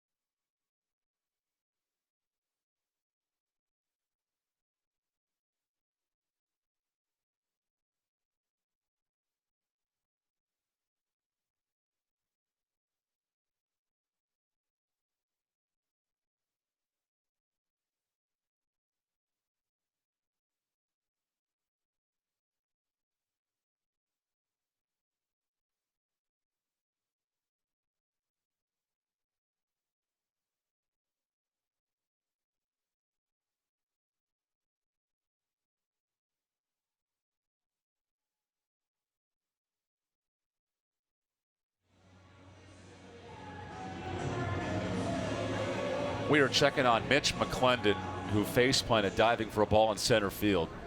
And certainly tough for the senior. And he's going to get a nice hand from the crowd. That's well deserved from both sets of fans. People appreciate that effort. I know the Gardner-Webb players, obviously, for the amount of them that ended up out there, what seems like 500 feet away, they have a lot of respect for that young man. And I'm actually hoping the possibility he could stay, but I don't know that he's going to, actually. I don't think he's staying in. Seems to be coming off. What a valiant effort by Mitch McClendon, the true senior who gave his all, and that's a lot of blood coming out. So certainly a good idea to get him checked on and make sure everything's all right. In terms of the game itself, that's a ground rule double. So Connor Denning's in second. The game is now 10-4. You look at that shot right there, and you tell me that this game doesn't mean something to those kids. Like that kid, they talk about running through brick walls. That kid just basically ran through a brick wall for the man standing right behind him, getting ready to come up and tap him and he's hurt. That's in pain. But if he had to do it over again, he and all the guys on Campbell would too. They would do it again. That's how much they love to compete. And I really believe they love to compete, not just because of the game, but because they're brothers in that dugout. And I have tremendous respect for him. And immediately his outfield partner there, Joe Brazil, came over to help him out because he knew how severe and serious that moment was. You love the round of applause for Mitch McClendon, who unfortunately has to be escorted off the field. And that's just a kid that's in a lot of pain, and I think he's probably just as upset that he's got to come out of the game and won't be able to compete for the rest of the night, because I don't think that would be concussion protocol. But in saying that, I'm not in any way saying that only exists on the Gardner-Webb team, because that exists in the Campbell dugout, Upstate, Presbyterian, everybody else in the Big South, and to be honest, everybody else in college baseball has kids that come and play. They don't play to get money. Most of them will never play professional baseball, but they play with heart and they play hard. And again, I would say it over and over, I really think that the vast majority of them are playing for their team and their teammates, not for themselves. There's a reason these teams give so much effort in the offseason just to get to this year with a shortened season, a Big South heavy schedule, the uncertainty of doubleheaders and how the whole format was going to play out. So the effort of Mitch McClendon certainly exemplifies how all that happens for Gardner-Webb. Yeah, and you were talking about the offseason, how hard they work, and they had no guarantee how much they were going to get to play, if at all. I mean, it was very iffy in the fall about what was going to happen in the spring. I know there were plans to play, but that could have easily gone south again. I'm glad that this season was able to occur the way it did. So runners are at second and third. The new center fielder Benito Mandela heads in for McClendon here in this inning. And Zach Neto takes strike one. And Kyle Ruhlman still battling, doing his thing. Again, he's not going to get rattled. Those are some pretty good balls hit, but he's still pounding the zone, not afraid to come in the zone, try to get his team out of this jam here. The 0-1 is grounded just foul. So Arnold heads back to third on that foul ball. And I think we're seeing some great shortstop play, just to tip my cap a little bit. You know, on both teams tonight, both guys have made great plays, lead their teams. You see them out there on the cuts. You see them turning around, reminding everybody how outs they are, getting everybody lined up. And I know catchers do a lot of that leadership too, but I think we got two exceptional shortstops in this game. And obviously, honestly, offensively too, both of them are doing real well. Both Los Paluto and Zach Neto have really had big nights at the plate, each with multiple hits. And all of a sudden, in a 6-run game, a base hit here might start to put this game out of reach in the 7th. And both these kids, Neto and Los Paluto, have great futures ahead of them. Los Po's probably not going to take his super senior season, just an incredible academic kid, and is going to go real far in life. This ball is ripped into the corner, and Zach Neto adds to his productive day. That's a bases clearing extra base hit as Neto wants third. The triple is an exclamation point here in the 7th inning. Now the ball gets away into the outfield, and Neto tripped on his way to third. Oh, and he's hurt. I hope he's not hurt. He would have scored easily, but he did something to an ankle there, I think. And you hate to see that, just as bad as you hate to see Mitch McClendon. Again, both of these young men, outstanding young men with great futures. Neto might be, obviously doing what he did as a freshman. Pro ball could be in his Let's see if Neto can get back to his feet. If he can and could stay on third, I think that they would be a big lift for Campbell. If anything, just to keep him out there for his defense too. We want to give some credit to Callie Hannon, the athletic trainer for Campbell. She's been very busy today for both good and bad reasons. Yeah. Nonetheless, Zach Neto looks to be all right. He's just shaking off as he rounded that base. You don't want to take anything for granted, but it's 12-4 now. And I think the way he's walking it off, he's going to be okay. Let's see if we can see what he just came down wrong on it. I didn't see a twist. I did see him come down wrong. I think he's going to be able to walk that off. Sort of a roll of the ankle there. Yeah, because that would have big ramifications if Campbell, assuming if they could hold on to win this game for tomorrow. He's going to be sore. Callie's going to have her work cut out for her tonight. Keep getting everybody Especially ready. with it being 10 o'clock already. That's a long treatment time. Her night's just starting. I can tell you certified athletic trainers, and that's what I like to call them instead of just trainers. They work harder than anybody on this field. They get there 2 hours before everybody and stay 2 hours afterwards. Coaches included a lot of times. I know that's true with Kat Ayotte, and I've always appreciated that about her, and I know Callie does the same thing. So shout out to all you trainers that put in all those hours, and you don't get in the box score, but you're getting a shout out now.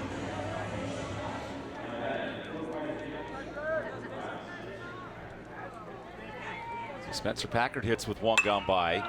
And he now drops one in the left field, and that scores Zach Neto on the RBI single, make it 13-4 in a suddenly surging 7th inning. Yeah, and I think I wouldn't be surprised if Coach Jester didn't make a move here with Kyle Ruhlman just because he had another player warming up, and Kyle Ruhlman's given everything he had at this point, and he is out. That's the first hit of the day for Spencer Packard, and now 12 for this Campbell team. As Landon Wilson warms up in the Gardner-Webb bullpen, he's set to come in. And now in a 9-run game, we do want to give Jim Chester so much credit for how this team has responded in 2021. Picked in the bottom half of the league at 6th overall, a coach that earned co-coach of the year in a club that was right in the race for the league title up to the final week of the season. Might just come up a bit short tonight. Culture has created a culture. I would like to think, having left in 2019, that it wasn't a bad culture. I think we had a good culture, but every coach puts their own stamp, their own personality, and talent is only one small part of it, and he has taken what was given him. Some guys we left, some guys he brought in, and created a culture of success with that group. I think you judge a coach on each year one at a time, and this year I think he's done a fabulous job. He's brought in Langdon Wilson, who I'm very familiar with. Langdon's another one that's a 5th-year senior and has been a starter at times, been a reliever at times, had great outings, had some where he struggled, but a fine young man. And while he's warming up, can I go with a fishing story? Absolutely, I love it. Go ahead, Rusty. Right when I retired, Langdon said, "Coach, you kept telling me you was going to take me to the river fishing." I said, "Well, then we're going to go. We're going to have to go soon." So we went on a Tuesday or Wednesday night before a Friday weekend series, and I took him down to the river near my house. We got stranded on a rock and about got flooded out. We shouldn't have gone where we did, and we had to get rescued by my law enforcement son on that rock with a rope, and I about didn't make it. He on a little buoy that floated out there and saved you? I was just about, I remember at one point thinking, oh, I'm so glad he's okay, and then I thought, wait a minute, I'm the one that could get, he made it first. But so we've got a new saying, me and Langdon, ever since then. What happens at the river stays at the river. And so my nickname for him is kind of Old Man River because he's been around a long time. But what a great kid, great family, and another good Gardner-Webb running fullback. And a local senior as well from Raleigh, North Carolina, Middle Creek High School. Yeah, he did. He came from Raleigh, from down that way, and it's pretty obvious at this point. We're going to be the top story on SportsCenter if Gardner-Webb wins this game. Absolutely. It's likely that Campbell wins, and we need to, acknowledge that. But this is possibly the last go around for a lot of these Gardner-Webb players, and their season's likely to come to an end. And even though that season will end on, quote, a sour note, losing to him one day, it does not negate one bit, as you said earlier, what this team has accomplished this year and this brotherhood, and fought through injuries. You wouldn't believe how many people are out with COVID. Of course, everybody dealt with that, but just a credit to Gardner-Webb University and a thumbs up and tip of the cap to Jim Chester and his coaching staff. That being said, Campbell looks great tonight and looks like they got a great chance to go give Presbyterian a good shot at tomorrow. Campbell holds on to this lead. They'll face Presbyterian tomorrow at noon in the Big South title on ESPNU. Presbyterian needs just one win. Campbell would have to win twice to take home the title. And if you're Presbyterian, and I know some of those guys are listening to us right now and they're watching this, they're hoping this game goes on, keeps going on, and has a lot more scoring and a lot more pitching by Campbell, and they hope that Campbell's using up their runs tonight. Colin Wolf skies one into the air. This is Joe Simone coming in. And there's a loud out as Lawson Harrell, the new pitch runner, holds at first base. Lawson Harrell's a local product from Shelby, right near Gardner Webb, and I know him well from him having grown up, and I've been part of the community, and he's a fine young man for Campbell University and has played a good bit. He started at times, made some great plays in the outfield, and I saw he got real hot early in the year, one stretch, and got some big hits to help him win. So here's a bright future for Lawson Harrell too. Harrell had a huge jump at first, and Matthew Christian fouls that pitch out of play. So Rusty, let's look forward for a second. Campbell and Presbyterian tomorrow. Clearly PC has the advantage of needing just one win. But how does momentum of tonight carry for Campbell tomorrow into that first championship? I think the confidence of winning these 2 games today against high-quality teams is something they'll bring to the park tomorrow. What Presbyterian brings to the park is that ace in the hole, not the pitcher, but that whole thing in your back pocket of you got to beat me twice. But I honestly believe it's kind of like what I said tonight. When that game starts at noon tomorrow, you kind of throw all that out. Who's got the advantage and you play the game, and the game kind of dictates advantages. In other words, you might have the advantage going in, and 2 innings into it, all of a sudden things change. So I don't think Campbell's going to take the approach of, and I say this lightly because some folks think I'm crazy. I don't think they're going to take the approach going to bed tonight that they got to win 2 games tomorrow. I think they're going to take the approach that they got to win 1 inning, and that's the first inning of the first game, and then the next inning, then the next inning. You can't look at the big picture too much or they'll overwhelm you. You say, let's go win the first inning, and then let's go win the second inning. And then we're going to win that first game. Of course, Presbyterian's got other ideas. They're thinking the same thing. Coach Pollock's telling his team, look, they're low on some pitching. They use Harrington. We can jump on these guys early and remind them that they got to beat us twice. Especially when Presbyterian's won 3 of the 4 matchups in the regular season and the postseason. They've been a very good matchup for Campbell, and you can almost say throw out what's happened before, but Presbyterian's not going to throw that out. They're going to feed on that and have some confidence going into tomorrow. Langdon Wilson tries to escape the 7th inning as Campbell has now scored 4 in the frame. After Gardner Webb jumped out 4-0 in the blink of an eye, it's been a lot different story offensively here as of late. Now Wilson on 2-2. And Christian fouls it off. And Langdon's got 2 outs, 2 strikes. He wants to get his boys in the dugout, and I think just looking at it, this is probably his game as long as he, gets outs and doesn't get into a lot of jams. I think it's kind of his to throw the 7th and the 8th, and Campbell's hoping there won't be a bottom of the 9th. How about this disparity? 89 pitches for Aaron Run today. Gardner Webb has thrown 150 pitches as a staff. Yeah, and what's even more as Christian shoots one off the end of the bat, this sends back Mandela to center, and he's got room to make the catch. If you think about how many pitches this Gardner Webb staff's thrown all day long, maybe add those 2 together, and that's a lot of pitches. And it leads to a Campbell 9-run lead as we head to the 8th.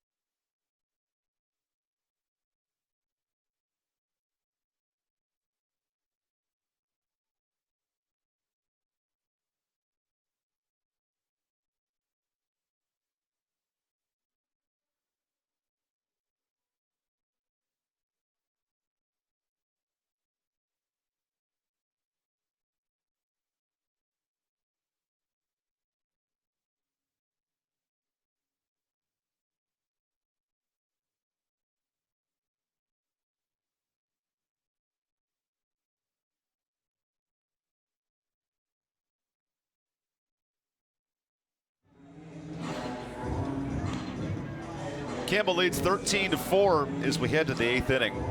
And a reminder, Ingles is a proud sponsor of this broadcast and of the Big South Conference. It's time for our Ingles game summary. Ingles, a partner of the Big South. And certainly in this one, Rusty, the offenses have picked up for Campbell here as of late.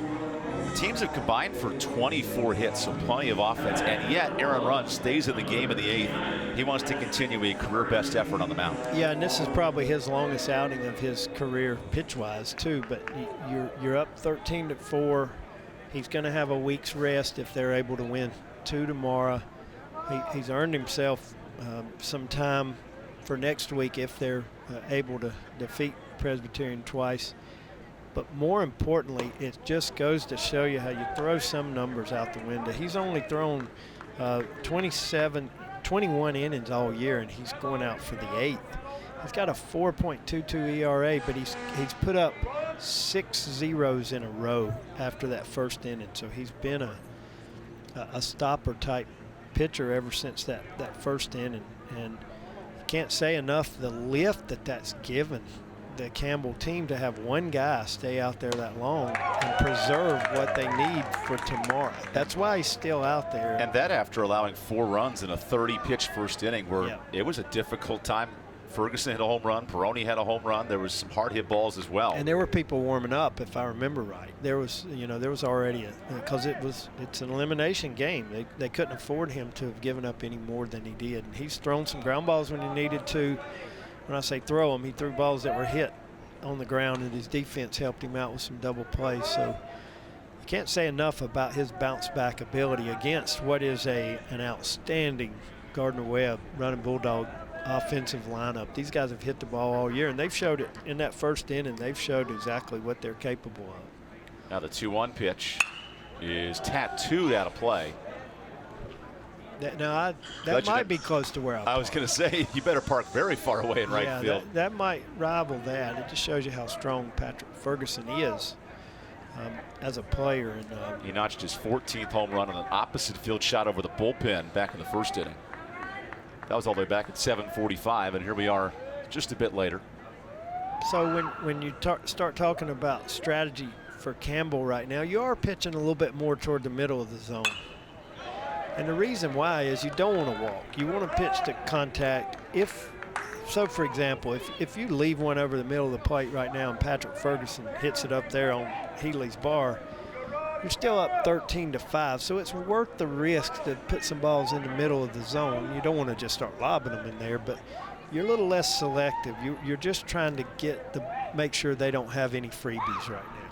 Now on 2-2, that's way outside, and the count works full.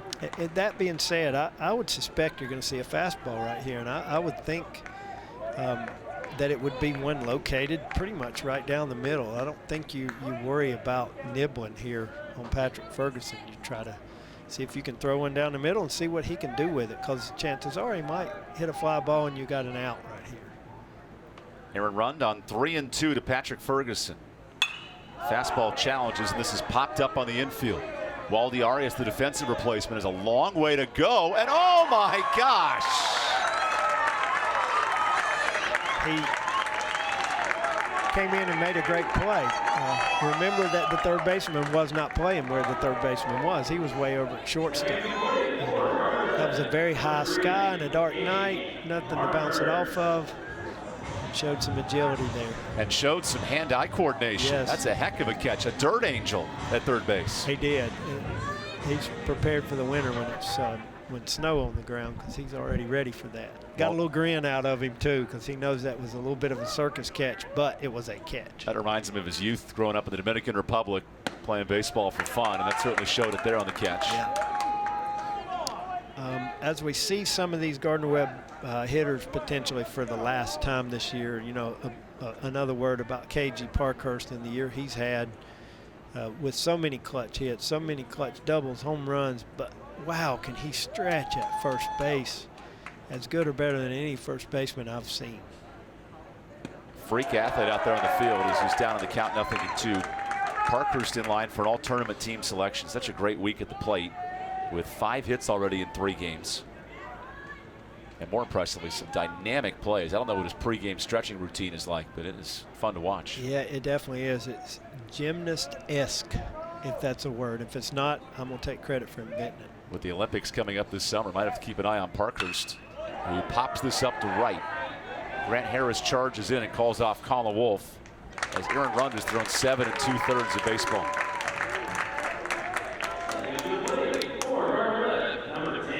How about Aaron Rund here? If he can close out this 8th inning, just crossed the 100 pitch mark, and yet after a difficult first inning, he's settled in quite nicely. And to be honest, Evan, I'm not so certain he wouldn't trot out there for the 9th. I mean, if he gets this hitter on a few pitches, I mean, Miller threw 120 some last night for Gardner-Webb. Now I know he's not geared toward that. He hadn't gone that far. But again, he's done for this tournament anyway. He's got plenty of time if they're able to advance, and now even potentially look at an at-large bid if they can win the first game tomorrow. I want to say it again. I think they've got to win. They got to finish this game off. I think they've got to win the first one tomorrow. If they win the second one, it doesn't matter. They're the champions. But I think they got to win the first one to still be considered, and he would be ready for next week. That's a slider for a strike to Dom Perrone, who's had a nice week at the plate. Home run and a single today. He's now 6 of 11 on the week. And Perrone, another one of those unheralded heroes for Gardner-Webb on this tournament run. Yes. Senior from Uniontown, Pennsylvania. Very veteran-heavy roster here for Jim Chester. It is, and I think all indications are that the recruiting class coming in is very strong. Same for Campbell. You see the guys, they tweet a lot. I'm not talking about Campbell tweeting or Gardner-Webb, but the prospects themselves saying, I'm proud to go to Gardner-Webb. Which self-promotion is the biggest form of news this year. You just got to figure it out from somebody else. Yes, exactly. So I think these programs are set for years to come, and I'm excited to watch them compete against each other. Definitely keep an eye on social media tonight. Plenty to share from this matchup of Campbell and Gardner-Webb. After all the offense in the first 3 innings, we're glad you're stuck around here in the 8th, because the winner of this game takes on Presbyterian tomorrow in a do-or-die championship final. If Campbell wins tomorrow, they'll force a final game 7. Now the 2-2. It is swung on a miss. That's 8 innings from Aaron Rund, the new career high, as he has thrown 7 straight scoreless.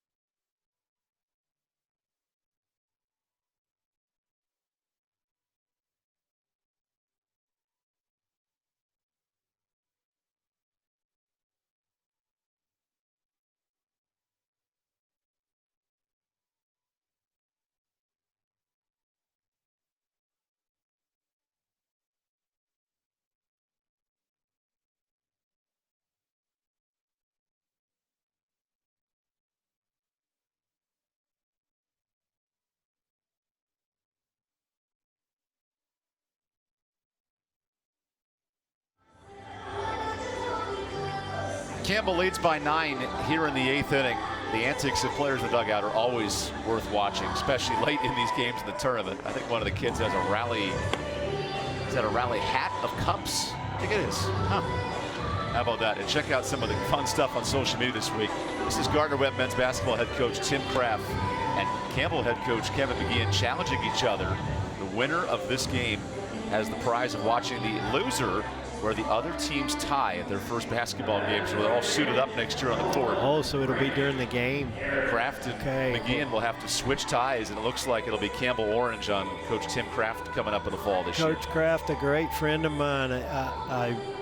You're going to need to get us a rally, Coach Kraft, if for Gardner-Webb, for you not to have to wear that orange tie. But it's going to be tough, because Campbell looks really good tonight. Gardner-Webb has looked really good at times, especially the first inning. But I really believe that what's happened during this game is not a discredit to Gardner-Webb not being ready to play after a tough loss. I think it's Aaron Rund surviving a tough first inning, and then the Campbell offense taking advantage of situations, because no pitcher for Gardner-Webb threw bad. I mean, you just didn't see anybody blow up. You saw Campbell just really come hitting great in situations, and it's worked out well for him. No out has come easy today for Gardner-Webb, especially when you consider that Campbell has 13 runs on 13 hits. Gardner-Webb has 11 hits against Aaron Run, but he sprinkled them around early in the game and got it out of some James. Now the 0-2 from Langdon Wilson is a good one. Breaking ball, changeup for the punch out.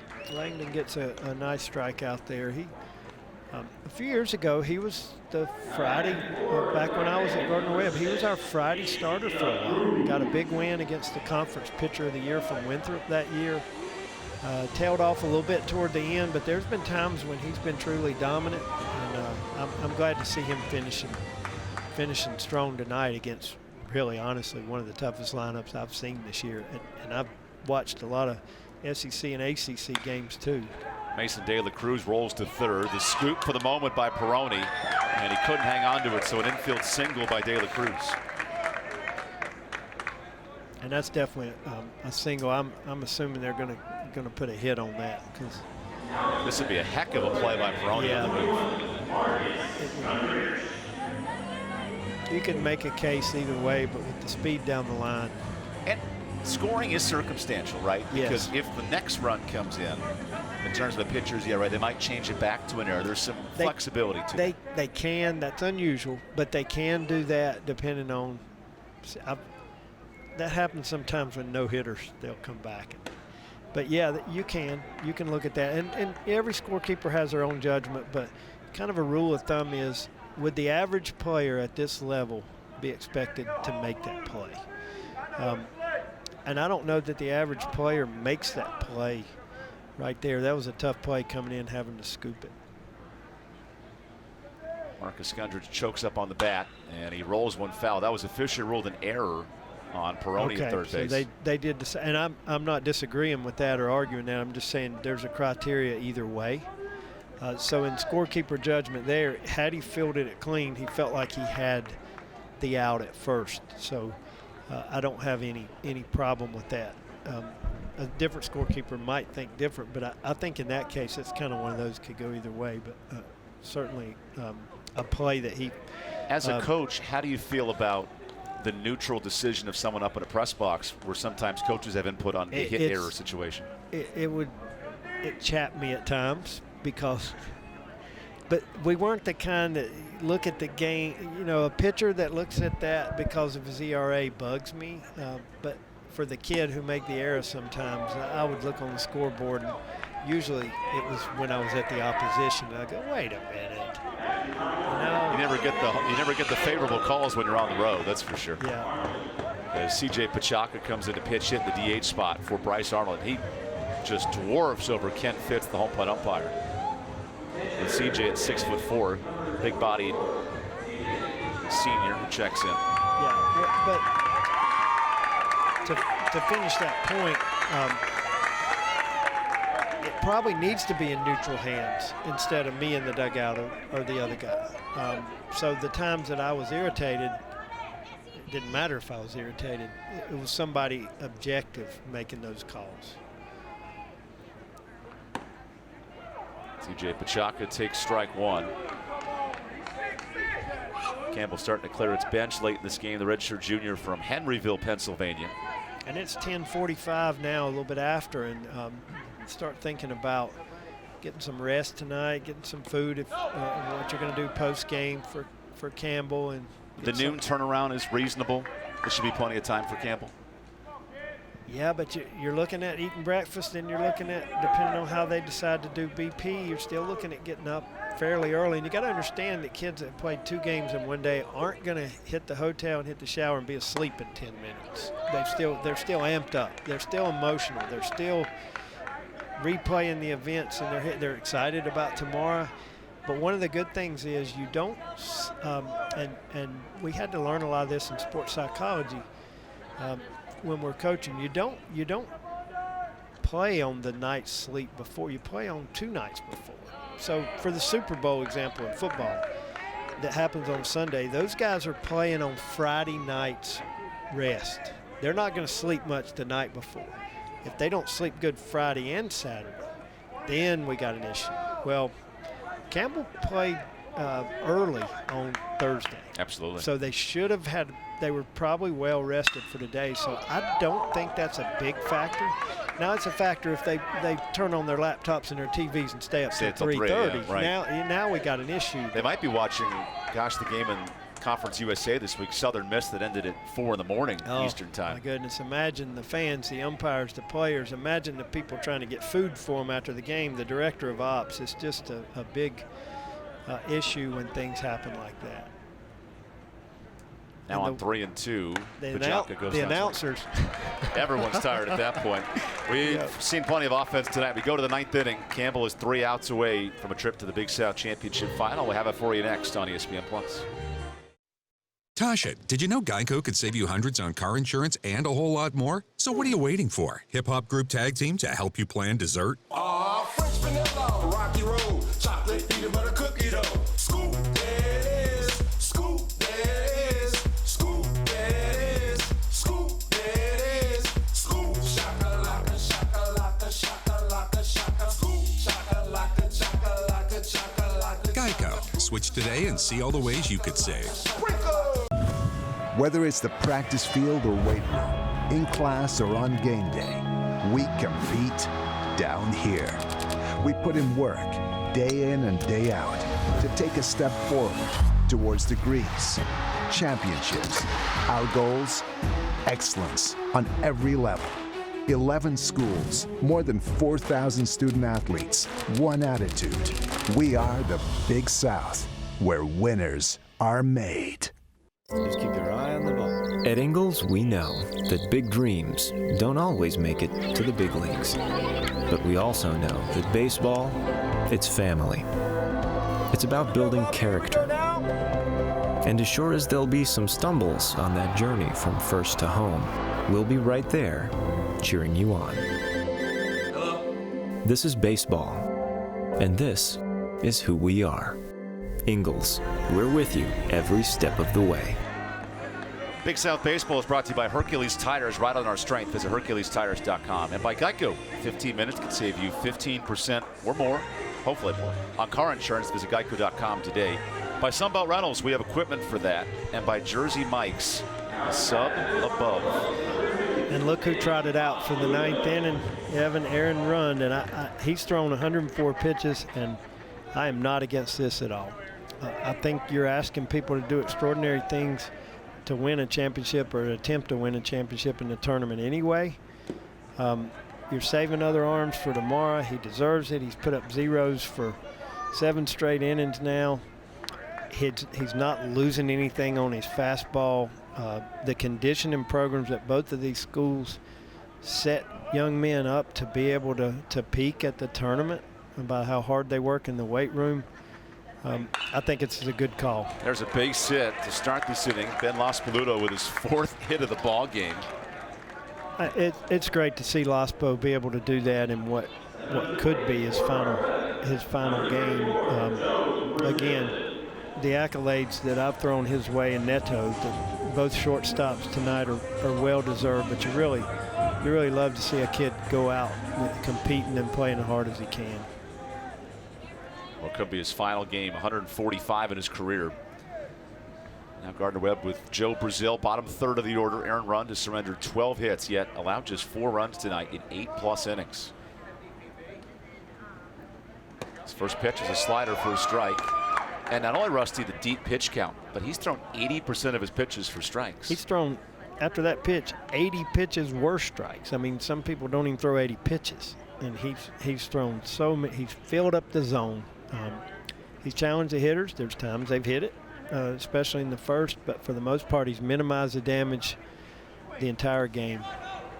What does it take from a pitcher's standpoint to overcome what was a almost horrific first inning to throw then 7 straight scoreless? Well, I think he just settled down. He didn't lose his cool. He kept his composure. He gave up his 4, but what the key to me was when they had the confidence, trot him out there for the second, and right away he started getting outs. I think he just got some confidence right away, and in that second inning, and after that it was kind of game on for him mentally. Some pitchers have that bad inning and it's out of the way. It's almost like, well, there's no way they're going to come and hit me again in the second. Some pitchers will have great innings, first, second, third, and fourth, and then all of a sudden they give up 4 in the fifth, and they're out of the game. So it's almost better for him that it happened in the first, because if that would have happened in the fourth or fifth, they'd have took him out. Oh, man, this ball is smoked to center. Connor Denning runs to the warning track. He looks up, and that ball is out of here. A 2-run shot for Joe Brazil, his first home run of the season. And an incredible week at the plate continues. And he got all of that one. It's hard for me to believe that that's his first home run of the season as far as he hit that ball. And the wind is not near as much helping. It's not really helping the ball at all this time of night. So 4th extra base hit of the tournament for Brazil, entered this week with just 2. That was crushed. What a bright spot for the left fielder for Gardner Webb tonight, who's having a breakout day at the plate. Yeah, and he only had 4 extra base hits. 4 doubles, and now he's got that home run. And you can see the guys are excited for him over there. Bang that gong a little bit. I mean, that ball was crushed. Yeah, and he knew it right too. center. He kind of gave a little bit of a, and that's one of the things about college baseball now that's loosened. He didn't flip the bat per se, but he kind of tossed it aside like he knew it was a home run, and people don't go crazy about that anymore. That's fun. How about Aaron Run coming right back with a fastball on Bo Ruscher, who can swing it pretty well at the plate. 4 doubles, 2 home runs. This game has been loaded up with the big flies. 3 home runs for Gardner Webb. That's all 6 of their runs. Now, that being said, Coach Hare won't let this thing go on too long. It's 13-6, but if Gardner Webb gets a couple guys on, Aaron's going to get his moment. Now, I know he doesn't want his moment. He doesn't want his moment where they take him out and everybody. He wants his moment to be a ground ball double play. He does. He wants his moment to be him and the catcher meeting and shaking each other's hands and giving a hug. But there is going to be a limit to what they're going to let this thing get to. Of course, Gardner Webb doesn't want it to end. They want it to keep going. This pitch is popped out of play, and it's quickly 1-2. So, Rusty, how dangerous of a threat is Campbell tomorrow against Presbyterian in that first championship game? Well, I think they're dangerous anytime. One of the things that happened is both teams, and I talked to all 4 coaches before the tournament, and Coach Pollock from PC really felt like these guys, that they deserved to be here and matched up well. How about that strikeout for Aaron Run? The strong outing continues. And you know, his pitch count's over 100 now, but to me, he's throwing as well as he had the whole time. So tomorrow, Coach Pollock feels like they deserve to be here. They've got the 2 wins, but one of them was against Campbell the other day, which was a bit of an upset. And one of the things he's, I'm sure, stressed with his guys is, we did this once, we can do it again. We matched up real good with them in the regular season. This is not a 1 versus 4. This is PC versus Campbell, and we've held our own with this. That is fair, over the top of the bag. And an extra base hit for Joe Simone, who sneaks into the corner. Oh, Harris bobbled the baseball. The way that kicked off, that could have been interesting at second. So if you're PC, you're thinking that, like you've done it before. But you got to be careful, because sometimes you think, well, we've done it before. Are we going to be able to do it again? They're so good. It's hard to beat a good team this many times. And to your point, Presbyterian lost to Campbell 21-4 in the first game of doubleheader. Yeah. They came back and won the second game 12-8. So these teams can score against one another. They can. I just think people make too big of a deal about what's happened the game before. When they wake up tomorrow, both teams are coming to play baseball, and they're not bringing a lot of baggage with them as far as what's happened before. And I think it'll be a great first game, and it may lead to a second one, it may not. How do you feel this year about the double elimination format versus the last 5 years where it's been a single elimination champion? Well, the one thing that we always argued about in the Big South meetings, I think he may be coming out. I think Aaron Run is going to get him. I think he's got 115 pitches, and I think he's going to get that applause just because they feel like that's enough. Now, he wanted to finish, but he's getting his well-deserved round of applause. Listen to this crowd serenade Aaron Run.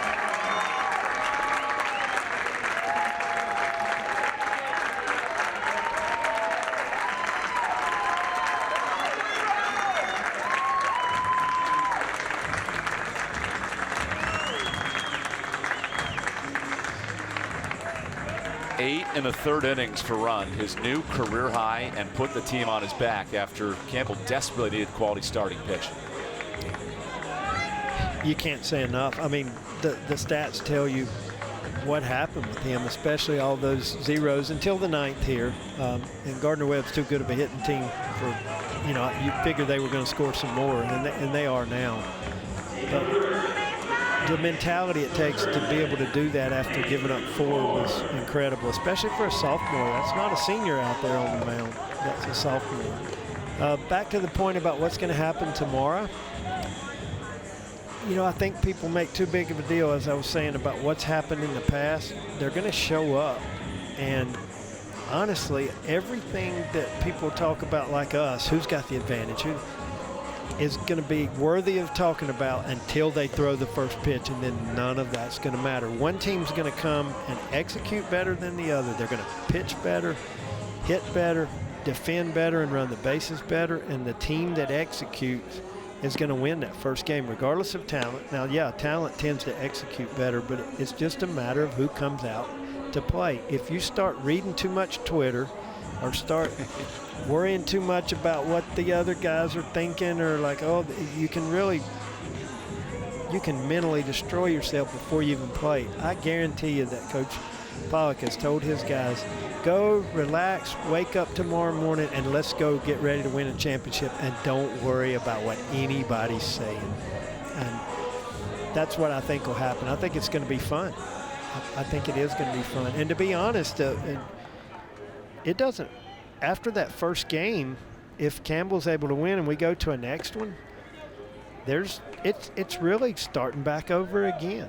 If PC loses the first one, comes out the first inning of the second game and starts up, they're going to believe again. Especially with Zacchaeus Raspberry, 5 runs batted today. He's at 8 for the tournament. A tough man to stop at the plate. He is, and they've got the catcher that's the leader, and they got guys that can. That you look at their stats, they're deceiving. They just find ways to beat you. They compete throughout the years. They don't always lead the league in stats, but they compete as hard as anybody, and that's one of the reasons they're in that championship tomorrow. Here's J.P. McGuire pitch hitting in this spot of the 9th inning. Landry Moore, the new pitcher for Campbell. His job is to keep this a 7-run game and avoid this thing getting wonky in the 9th inning. And Coach Chester giving a senior here, J.P. McGuire, a chance to get a stick. And because he's a good hitter and he can keep the line moving, as they say. But a great young man that's been a catcher throughout his career, had some great games. Back during my day, great family. I got to see them the other day at a Gardner-Webb home baseball game. And a great family, and a credit to Gardner-Webb. And his high school coach was one of our assistant coaches at one time. That's how we got him to Gardner-Webb, and he was very under-recruited, and we got a steal when we got him. And Coach Chester has been pleased with what JP has done this year especially. That pitch hits McGuire, so 2 are on with 1 out in the inning. And has started 26 games, has JP, and he reaches here in the 9th. Yeah. Probably not the way he would dream, to reach first base here in the 9th, but he's on base, and he's got a lot of good memories. Assuming a miracle of 7 more runs here, got a lot of good memories, and he may be a super senior too. I don't know exactly what's going to happen with all these guys on Campbell and Gardner-Webb of exactly who's coming back. It's a weird time with COVID. The string continues along for Eric Jones, who has 2 hits tonight, both in the first 2 innings. And Landry Moore slider stays outside. Moore, the former closer for this team in 2019. He's pitched sparingly in his final season. One of 15 seniors on this roster. Yeah, and coaches want him to get them 2 outs. Save anybody else having to get up and see if he can get the 2 outs and get to the food and get to the shower and get to the bed. And that food is cold by now. It's way cold. With a predicted 7 o'clock first pitch that got pushed back to 7:40.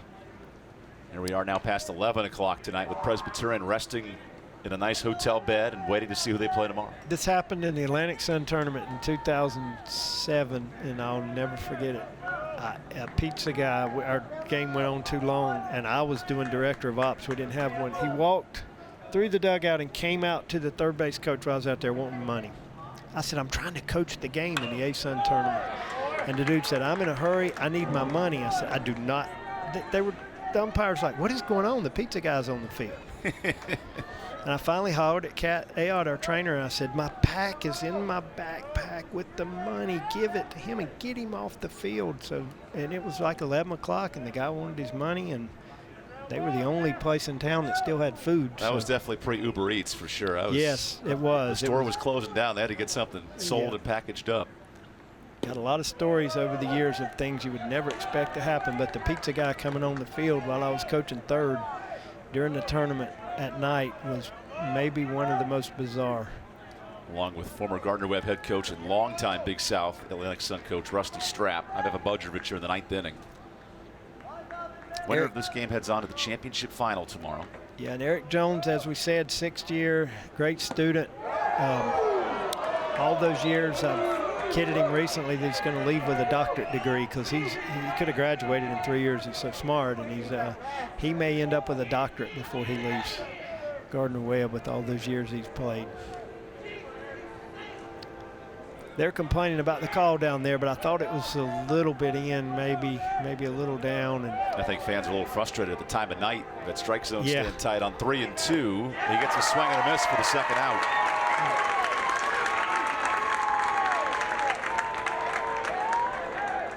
This sets the stage for Patrick Ferguson, who rocketed a missile in the first inning, the 2-run shot. He is hitless since, so 1 for 4 on the evening, and the last chance for the run of Bulldogs.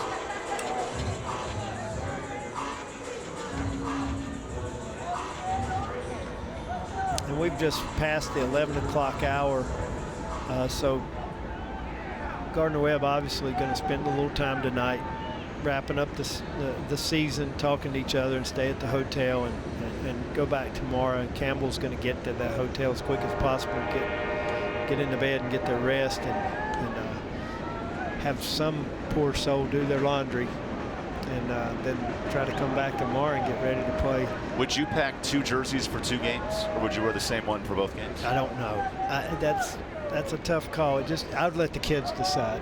I think I would. Now you have to, there's a whole thing about who wears dark and who wears light and all that, as long as you don't have clashing colors. So Presbyterian will be the home team in game 1, or game 6 at that point. If Campbell were to win, then they'd be the home team in the 7th and deciding game based on the higher seed. Yes, and I don't know that would affect the jerseys. I don't know if Gardner-Webb changed today out of necessity or just trying to flush what happened in the first game. But I would probably pack 2 just in case. There's the 1-1. This ball is torched out to right field. Goodbye. Deep into Haley's barn, onto the railroad tracks. Patrick Ferguson with his 15th home run of the season. Is that what you call a no-doubter? That's one reason I parked back there behind Healy's. 2 home runs tonight, and just a pure power hitter. I think you said 15 on the year. Is that what puts him at 15 on the year? 15 total. And I just get the feeling, and I've seen several of those, including the 2 tonight, I just get the feeling most of them are no-doubters. Here comes the gong. Oh, not as dramatic in the 9th inning. Still a 4-run game, not out of hands just yet, with 2 outs in the inning. At what point, if you're Justin Hare, do you go even deeper into the pen? I think if KG Parkhurst gets on, I think you warm somebody up. You don't want to have something like that happen. Not that there's a guarantee, no matter who you bring in, that Gardner-Webb might just keep hitting, but you're not going to leave the same guy out there if there's any chance in your mind that they can get a rally going. Now the 0-1 from Landry Moore. And I remember a kid when I was, we're going to see the power. Yeah, he knew that one. Yeah, he gave it a little bat flip. Again, a little flare. Just enjoy the game. You hit it that far. I mean, when you hit it out of the park, literally. You go out of the, you've left the building. Parkhurst is down to his final strike. I was coaching junior college earlier in my career, and it was a championship game of a region, and we were down, and we started rallying, and it was like 7-0, and we got 1 or 2, and then one of my kids hit a home run, and the third baseman for the other team said, "Rally killer." Because now you got to start the rally back over. A home run, it kind of, you know, there's nobody on base anymore. Landry Moore on 1 and 2, skips one in. And not that you don't want Patrick Ferguson to hit a home run, don't get me wrong, but you kind of have to crank the rally back up after a home run. There have been 2 home runs this inning, Brazil and now Ferguson. And both of them were well hit, not windblown. Gardner-Webb led 4-0 in the first. Campbell came storming back. Now it's Gardner-Webb with 5 in the 9th as Landry Moore looks for one final strike. Instead, he hits Parkhurst, and a runner is on.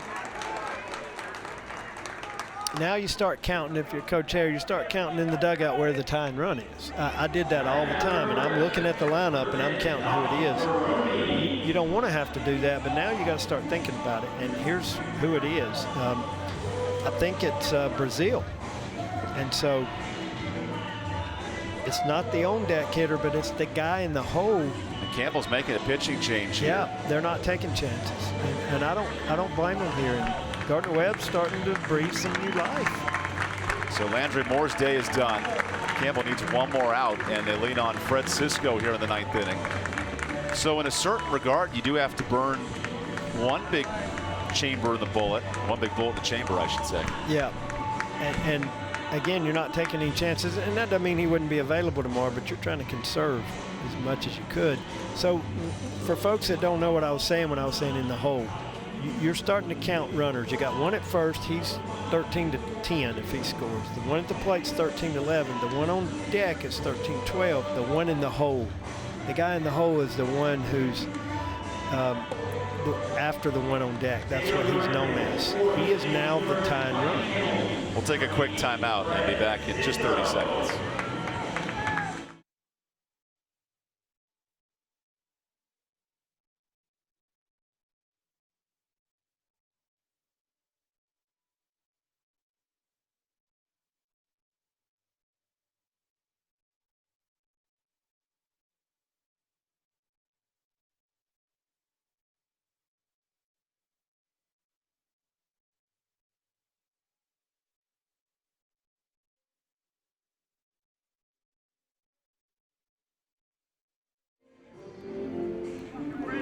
Don't count out the Gardner-Webb running Bulldogs just yet. 13-9 with 5 runs in the inning for Gardner-Webb.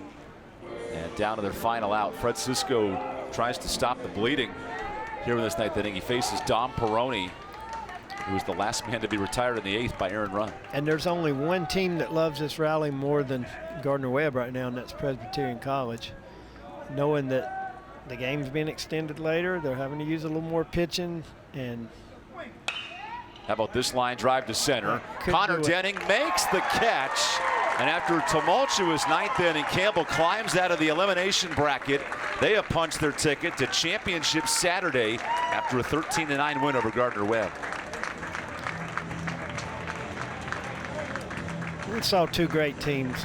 Both of them came into this game for different reasons. Campbell came in excited to be here because of a win. Gardner-Webb, a very difficult loss to Presbyterian, came in but showed right away that they had a lot of fight and scored 4 in the first, but in the end, I think Aaron Run was the difference. I know Campbell scored 13 runs, but I think that is the key to the game for me, how he survived the first and pitched so well into the 9th. A difficult end of the season for Gardner-Webb. An exciting emotion for Campbell as they face Presbyterian tomorrow in our championship final. Our final score, Campbell 13, Gardner-Webb 9 for Rusty Strapp and our entire crew. I'm Evan Budrovich. To watch this entire game on replay as well as other games, download the ESPN app. But for tonight, Campbell clinches a berth in championship Saturday. We'll see it tomorrow on ESPNU. But for all of us here tonight, we sign off from Fayetteville, North Carolina.